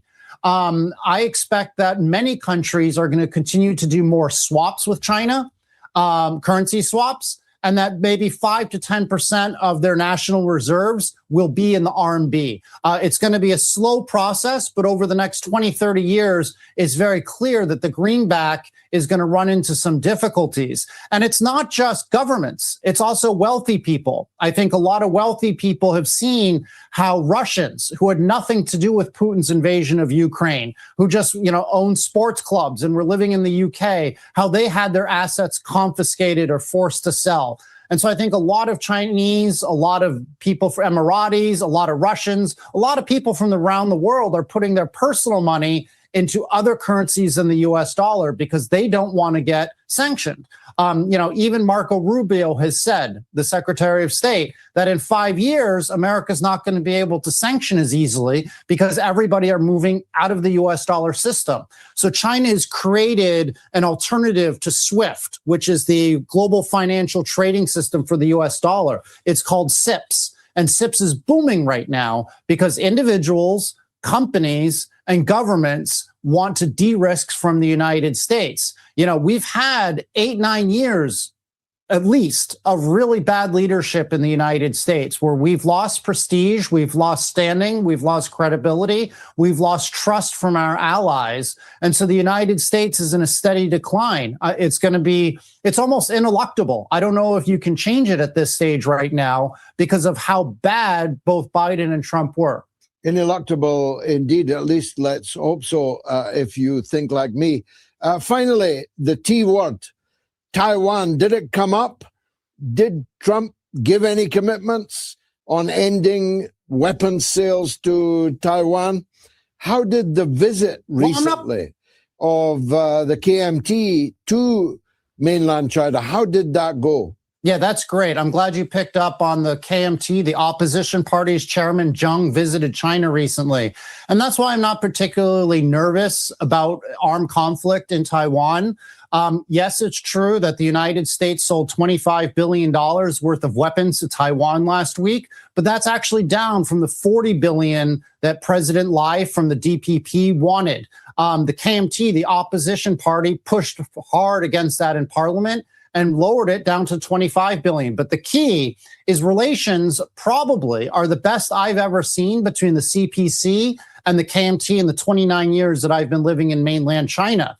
So Chairwoman Zheng recently visited China for the first time as the chairwoman. She traveled around for about a week. She actually met with Xi Jinping himself, and she herself has reiterated the one China policy. So I do not expect that China is going to launch any armed conflict in the next 4.5 years. They're going to wait and see if the KMT win the next presidential election and then push for a peaceful integration. Even Marco Rubio, the Secretary of State, has said he thinks that China wants peaceful reunification. That's not going to happen while President Lai and the DPP are in charge, but that could very well happen when the KMT is in charge. Now, what is China going to do to get this? Well, China's already rolled out subsidies for Taiwanese if they want to move and live, work, get health care, or educate themselves in Fujian province. That's the province closest to Taiwan. And this follows a well-worn playbook that China does. Whenever there's any ethnic or nationalistic type tension, Tibet, Xinjiang, Hong Kong, what they do is they throw billions and billions of dollars at creating economic opportunities. And they've done that in Tibet and in Xinjiang. And I know you've been to Xinjiang. I've been all over Xinjiang. The people in those two provinces are probably the most optimistic of consumers in China today, contrary to what DC and a lot of think tanks say where they're being oppressed. But actually, the government is viewed as a positive in Tibet and in Xinjiang for creating educational, medical, and just general economic welfare. Now, in Hong Kong, China has been trying to do the same with the Greater Bay Initiative, where they integrate Hong Kong, Guangdong, Shenzhen, and that sort of lower Pearl River Delta. That is starting to pay dividends. It's a bit harder in Hong Kong because people there started off wealthier. They also come from a Christian background, a lot of them. So it's harder to make them like the godless, quote unquote, CPC. But you're starting to see in Hong Kong, it's becoming electric again. Hong Kong is better now than any time I've ever seen Hong Kong. There's great opportunities. It's sizzling. It's less racist. It's less elitist. And so Hong Kong is starting to get animal spirits because the government's done a good job. And I think, George, this is what China is going to do with Taiwan.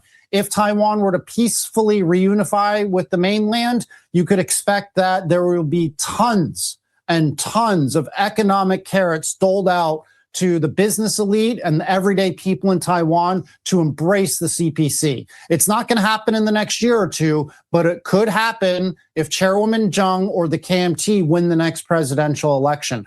I'm not worried about armed conflict in the U.S. unless the U.S. tries to start a proxy war, which I think is what they did in Ukraine. But President Xi himself said, I'm not stupid. I'm not going to get into a proxy war in Taiwan. I'm not going to get embroiled like Russia did in Ukraine.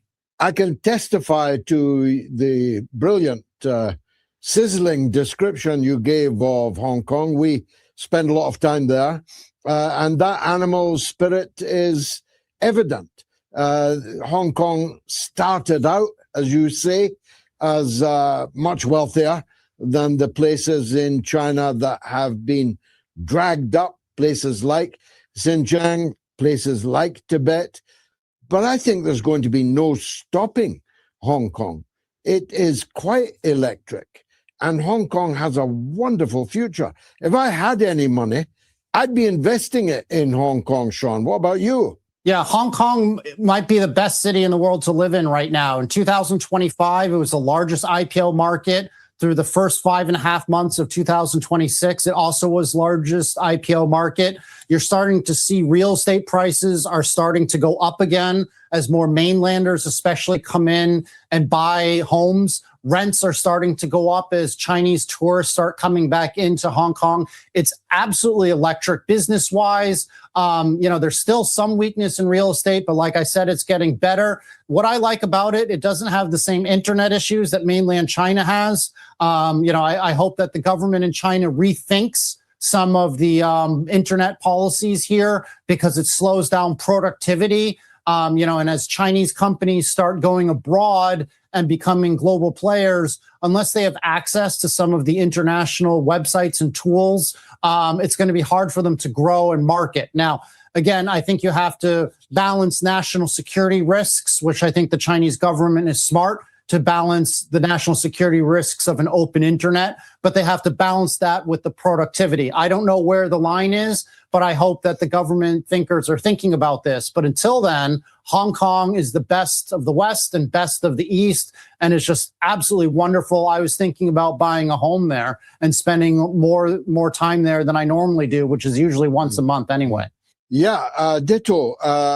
If I could afford a home there, I definitely would buy it. East is east, west is west, and never the twain shall meet. But actually, the twain meets in Hong Kong, doesn't it? Yeah, it's fabulous. It's a great city. And that's why you see people like Stephen Roach, who's a lecturer at Yale and who's the former Morgan Stanley Asia head. He wrote a couple years ago that Hong Kong is dead. Hong Kong is absolutely not dead. Roach, like too many of the China hawks, China haters, China think tankers, they're just not really on the ground in China. They're not on the ground in Hong Kong, so they don't understand what's happening. Even China's economy, I'm more optimistic about it now than any time in the last 7-8 years. It's starting to feel like 2017 again. Wealthy Chinese, the top 10% of the country, are starting to spend more money again on premium items. They're doing a lot of tourism. You see the inbound tourists are unbelievable in China. As China has gone visa-free for dozens of countries, you see British, Canadians, Thais, Filipinos, South Koreans are all flooding China. I'll say a secret. You and I and your family had a nice lunch in Xintiandi a few months ago in Shanghai. That area now is just full of foreigners because they're coming in. Now, that's a big boom for the economy, but there's still room to grow. 0.7% of China's GDP is inbound tourism, while in Europe, it's typically 1 to 3%. I think it's going to hit 1.5%, 2% for China in the next 3 years as more people come and visit China and see it's safe, it's wonderful, and it's cheap. What's that? It's compounded hogwash. Bet those weight loss meds ain't FDA approved. Smells like snake oil to me.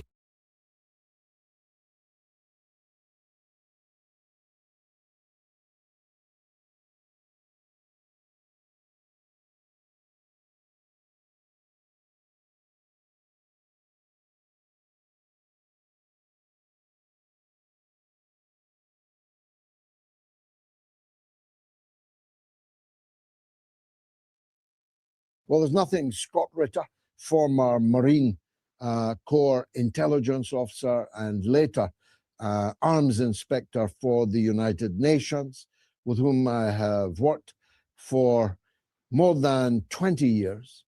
And it's 21 years today since my appearance in the US Senate. Perhaps we'll find time to talk about that later. But Scott Ritter has forgotten more about war and the politics of war, the morality of war, than today's US politicians have ever known. That's why he's indispensable, literally indispensable. Scott Ritter, welcome back to the mother of all talk shows. It's difficult to know where to start. Can we start in the Gulf, where Donald Trump just threatened the existential wipeout of 93 million Iranians?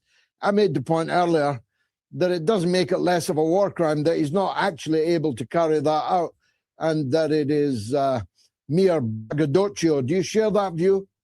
Absolutely. First of all, I think the name you were looking for is Joe Wolcott, and for Rocky Marciano. No, it was or Joe Lewis also. Somebody even. No, they were great fighters. It was some pudding.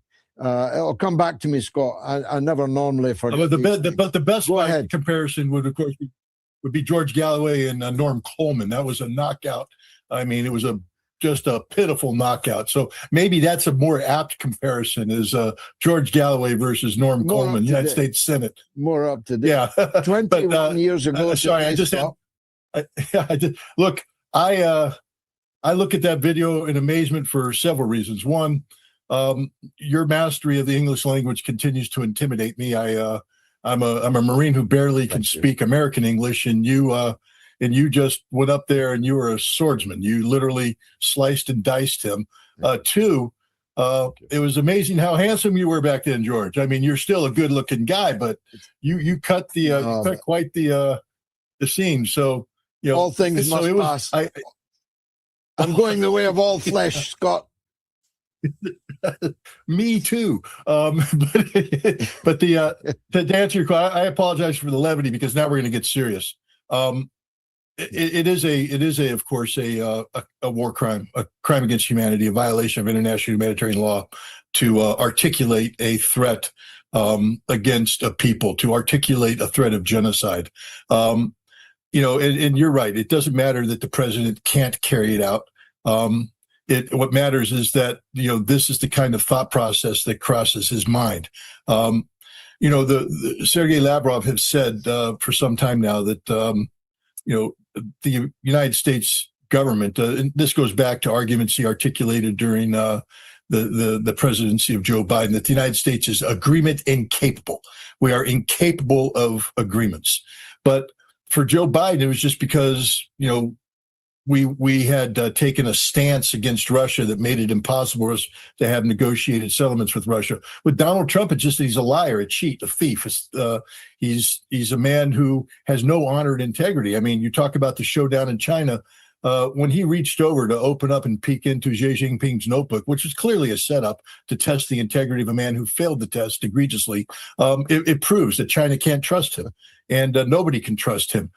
He is agreement incapable, and this is why he has to articulate these threats, because he doesn't know how to conduct diplomacy in the normal way. I'm not claiming to have anything over anybody, but the solution to this problem that exists between the United States and Iran is so easily solved if one simply just applies themselves to the problem. And it can be solved in a way that addresses Donald Trump's biggest problem, which isn't the national security of the United States or of the region, but his political problems here at home, how to spin defeat into a political victory. There is a path for Donald Trump in this direction, primarily because the American public is so stupid that they won't understand that it's just a fraud, a sham, a put on to begin with, because they voted for a man who literally is a fraud, a sham, a put on.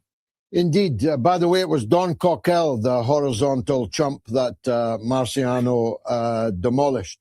I told you he was worse than any of those that we mentioned. But talking of mismatches, here we have in Russia nuclear-armed, hypersonically armed superpower being confronted on the face of it with conventional armed force, albeit 27 countries are involved in the aggression against the Russian people of the east of Ukraine to start with, and now the people of Russia itself. I said earlier, and the last time I spoke to people in Moscow about this, about pressure on Putin, everybody said the only pressure on Putin is why the hell he doesn't finish this once and for all now, so that our sons don't have to go and fight it again in 10 or 15 years' time. After a 500 drone broadside overnight, hitting the airport, killing civilians in high-rise flats, the truth is, Russia's going to have to take the kid gloves off, isn't it? Well, this is the big discussion that's taking place now. I think we do need to understand that, this conflict between Russia and Ukraine isn't just a conflict between Russia and Ukraine. It's a conflict between Russia and the collective West, which means that Vladimir Putin's strategic approach to managing this conflict goes far beyond simply fighting a war of attrition on the, on the battlefield against the Ukrainian / Western military. He has to take into account the geopolitics of the region, of the world. He has to take into account the economies of the world and the Russian economy, most importantly. So everything has to be managed, which means he's very pragmatic, and he has a path to victory, toward victory. He has defined what victory is. And he has said that we will achieve this victory. He's not looking at the calendar because the way he had managed this problem, never once did any of these issues, which are admittedly politically embarrassing at times for Russian leadership, but they never manifested themselves in an existential fashion, meaning Russia never really had a real reason to deviate its course. Vladimir Putin's shoulders are big enough to handle Zelensky telling bad jokes and people in the Twitter sphere saying that Russia's weak. Putin knows exactly who he is, what he is, and where he is and where he's going. And I think when you and I were there in October, that was the reality. That reality has changed, unfortunately. Today we have Europe providing Ukraine with long-range strike capacity, the very kind of capacity that Russia put the United States on notice in January of 2022, Russia will not tolerate at all. That is, they said, we will not allow NATO missiles on Ukrainian soil that can strike into the Russian depth. Well, today we have NATO missiles on Ukrainian soil striking into the Russian depth. The Flamingo, the FP5, is a British-made missile using German guidance equipment brought to their target by American and NATO intelligence. Without this, Ukraine would not have this weapon. Ukraine's other weapons are using corridors that go through Poland into the Baltic so they can strike in the vicinity of St. Petersburg, or through Kazakhstan so they can strike into the strategic depth. In November, I spoke with a member of the State Duma on a committee that deals with energy infrastructure security in the face of the drone threat. And at that time, he said that the drone attacks were little more than political nuisance, they had a dramatic explosion, but at the end of the day, the Russians were able to contain the damage, repair the damage, and get the unit in question back up to speed. So there was never really a major disruption in Russia's number one breadwinner, which is their energy infrastructure. Today, that has changed. By some estimates, up to 20% of Russia's export potential has been damaged to the point that it's not being brought back up to speed. And if the Ukrainians continue to do this, we are talking about economic damage of an existential nature. This is why this past victory day was different than any other victory day I've ever seen. The tone was much darker. The Russian government put the Ukrainians and the West on notice that if drones struck Moscow, Kiev would disappear.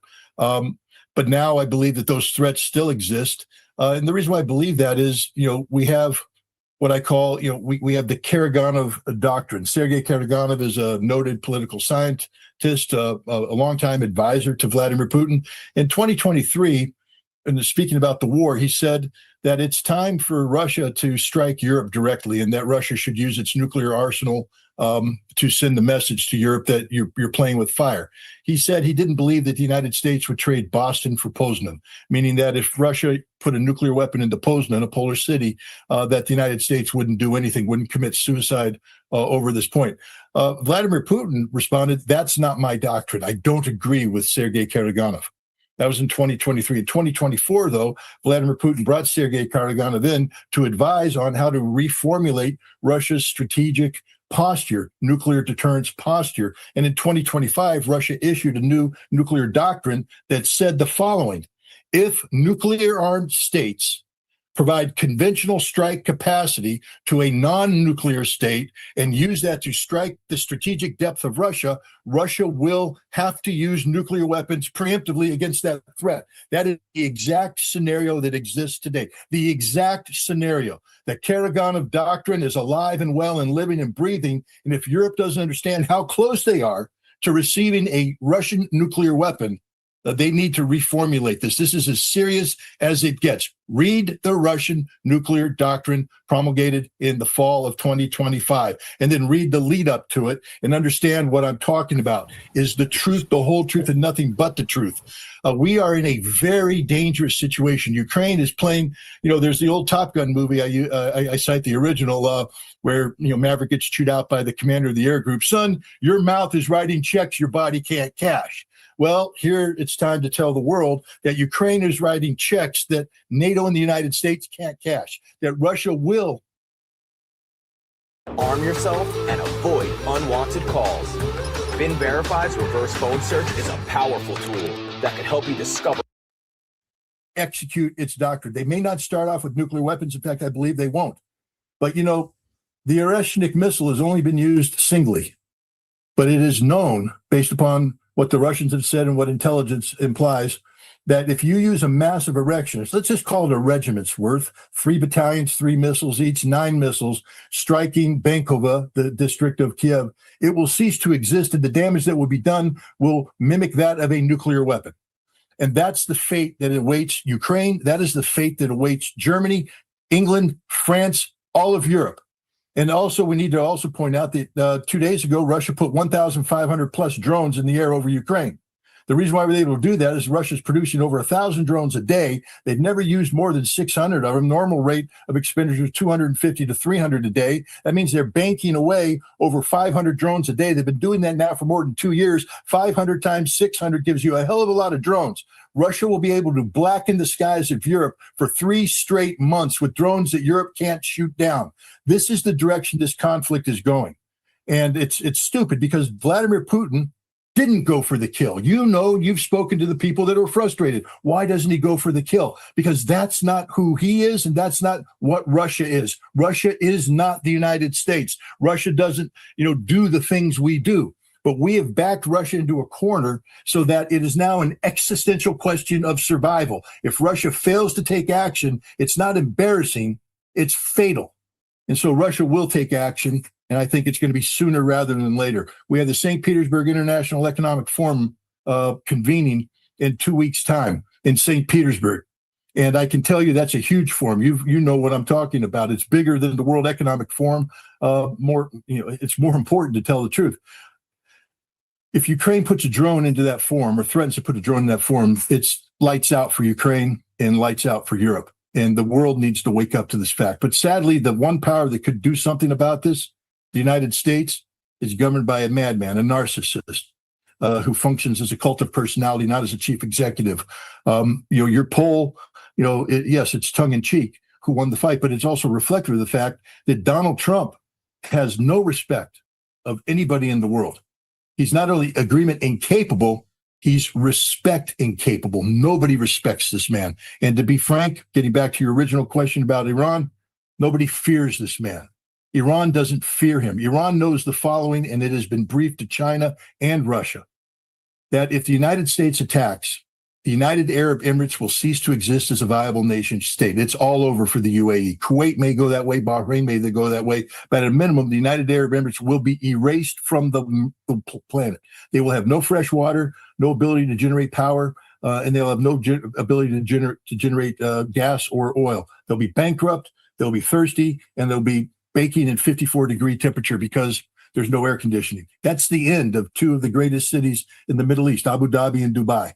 They'll be gone, depopulated, along with the rest of that nation. And that's the fate of all other Gulf Arab states if they want to play this game. Iran is done playing games. They're done playing the game of escalation management. They will no longer match the escalation of others. If they are attacked, they're coming in with the knockout blow. This has been articulated by people that you respect like me. Professor Morandi has said these words, and others have said these words as well. And Israel, too, will pay a very heavy price. So American leadership is needed now more than ever, but we don't have a leader in Washington, D.C. We have a narcissist, a child, a man-child who thinks that, spouting threats of genocide somehow makes him a great man and makes America a great nation. It just shows the world actually how, meek, mild, and totally inconsequential the United States is. We like to brag that we are the exceptional nation, that the world can't live without us. Well, I will tell you right now, the world damn well could live without us because all we bring to the world today is trouble with a capital T. Finally, Scott, on China. I'm right, Amintad, that he went with these made in China cap out, but he came back empty-handed. He achieved nothing except the further confirmation of all the things you've just said about himself personally, and by extension, the United States. Is that recognized in the U.S.? How are people viewing the summit? Well, again, here's the problem, George, that the American people are as ignorant as the day is long about the world we live in. I mean, here we are, one of the most powerful nations in the world, and we're populated by people that know nothing about the world we live in. Nothing. The average American couldn't spell China, let alone point it out on a map. They couldn't tell you what the top 4 cities in China are, what their populations are, and what they produce. We know nothing about China except that just about everything that's on our shelves today says made in China, and we are prisoners because of our consumption, economy to China, but we don't even recognize that. One of the humiliating things is when he talks about he brought the greatest minds in the world, the greatest men, the greatest powers, and he named them off. They were sitting down at there was a young lady sitting there, and I can't remember her name, but she's the glass lady. She's the lady that at 15 years of age got kicked out of school, ended up having to work as a glass grinder. And then she was just innovative. Her parents lost their job. She had to step up. So she came up with a small business plan. She brought in her family. They started making glass. And then as things went on, she started bidding for bigger and bigger jobs. Everybody who has an iPhone today with this touch glass up here, that's her. She cornered the market. She invented this. She made this happen. She's doing that. That's one of the greatest people in the world today. Donald Trump doesn't even know her name, doesn't know what she did, and doesn't realize that when he brings American computer specialists, their computers don't work without her glass. Nothing works without what's inside. Nothing will work at all without the rare earth minerals that China now is holding back from the United States. Permanent magnets to make all of our weapons work, make everything work. China corners that market. Donald Trump didn't get any inroads in that. He humiliated himself. 200 Boeing aircraft, he said, we're going to sell. Well, I don't know. The last time Boeing talked to China about it was supposed to be 500, but we screwed that up with sanctions, tariffs, et cetera. And Boeing, and China went and bought Airbuses from France. Now, I haven't checked the latest in the list of Chinese aviation companies, but I don't imagine there's companies out there saying we still need some airplanes, and we'll take some Boeings. President Trump talked about contracts, about 200. Boeing still doesn't know what he's talking about. There are no contracts. Trump has conversations with himself. He invents conversations. He invents facts. And Xi Jinping just has to sit there and look at him saying, what the hell are you doing? I mean, it had to be the greatest relief in the world to see Donald Trump get on an airplane and leave, because now they can get down to the serious business of managing the world, which, by the way, begins in a couple days when the other great leader of the world shows up in China, Vladimir Putin. Xi Jinping didn't go out to meet Donald Trump when he came off the airplane. I could put the last dollar in my bank account on the fact that Xi Jinping will be there to greet Vladimir Putin, because they respect each other, they treasure each other's opinions, and they work in on the same side. Sadly, the United States is a friend to nobody. We're an embarrassment to everybody. And Russia and China have no choice but to come together. Despite all of our efforts to split them apart, we're not going to split them apart. Russia and China are joined, one, because they're neighbors. We tend to forget that fact. Two, because they have common interests that just are naturally occurring, that is derived from that neighbor status. But three, because we have driven them together with our irresponsible policies, our irrational action. We've driven Russia and China together to the point now that they have no choice but to work in collusion against the United States, because we are the enemy. I hate to say this as an American, George, but we're the bad guys. We're not the good guys. We don't bring anything good to this world today. Nothing. I challenge anybody to tell me what we do that's good in the world today. We have, Donald Trump likes to think of himself as the man of gold, the Midas touch. But you do know that the Midas touch was a curse, that everything he touched died. Because when you turn it to gold, it loses life. Donald Trump doesn't recognize that. Everything he touches dies. And the Russians and the Chinese know that. And all that glisters is not gold, of course, and much of the glitter of the Trump presidency was never gold and looks distinctly lacking in luster today. I make one sojourn, if I may test your patience. Most people on this side of the Atlantic have no idea what's happening in Kentucky, where a single congressman in a small part of a small state of Kentucky has found himself at the center of the most extraordinary election there's ever been in the United States, where foreign interests, Israeli interests, let's call a spade, Israeli interests have poured tens of millions of dollars, unprecedented, into an election in a tiny area to beat a guy called Thomas Massey, who much of the world is asking.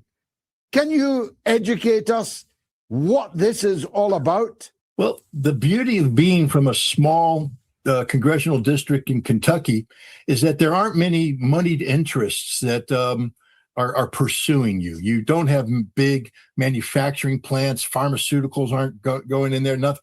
You just have people, American people.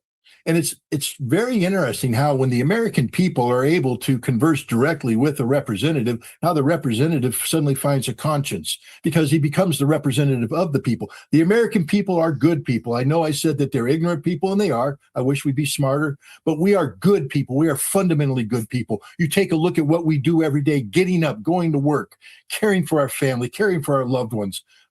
We work harder than just about anybody out there, which is sort of frustrating because we don't show much for it, but we work very hard and we love our family and we want to do the right thing. Americans want to do the right thing. And they elected a representative, Thomas Massey, who said, I will represent you in Congress. And he did. And he doesn't play the game. So when he gets to Congress and he sees genocide taking place in Israel, because he hasn't taken AIPAC money, he's not going to close his eyes. When he gets to Congress, he sees waste, fraud, and abuse. He's going to call it out because that's what his constituency demands of him, to call out this waste, fraud, and abuse. He's not there to play the big games of the corrupt politicians. He's there to represent the people of the United States of America in his little congressional district of Kentucky. And he does a damn good job. But because of this, he has become, because it's the exception to so much of what goes on in Washington, D.C., he stands out.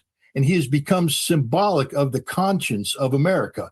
That when Thomas Massey speaks, people listen because they realize this is a man without corruption, without vice, of the normal congressional type. I mean, they are doing things right now, George, that are just unbelievable. They are attacking this man personally. You know, they're going after the memory of his dead wife. They're attacking, I mean, this just shows you how scumbag these people are. You know, Thomas Massey is a good man, an honorable man. Is he a perfect man? No man on this planet is perfect. That is just 100% absolute guarantee. But he is a good man, and he is a good representative of the people of Kentucky, and he would be a great representative of the people of the United States if he ever elevated himself to that direction. But they're trying to destroy him because they can't have a voice of conscience standing up and speaking out, especially now that people are listening to Thomas Massey.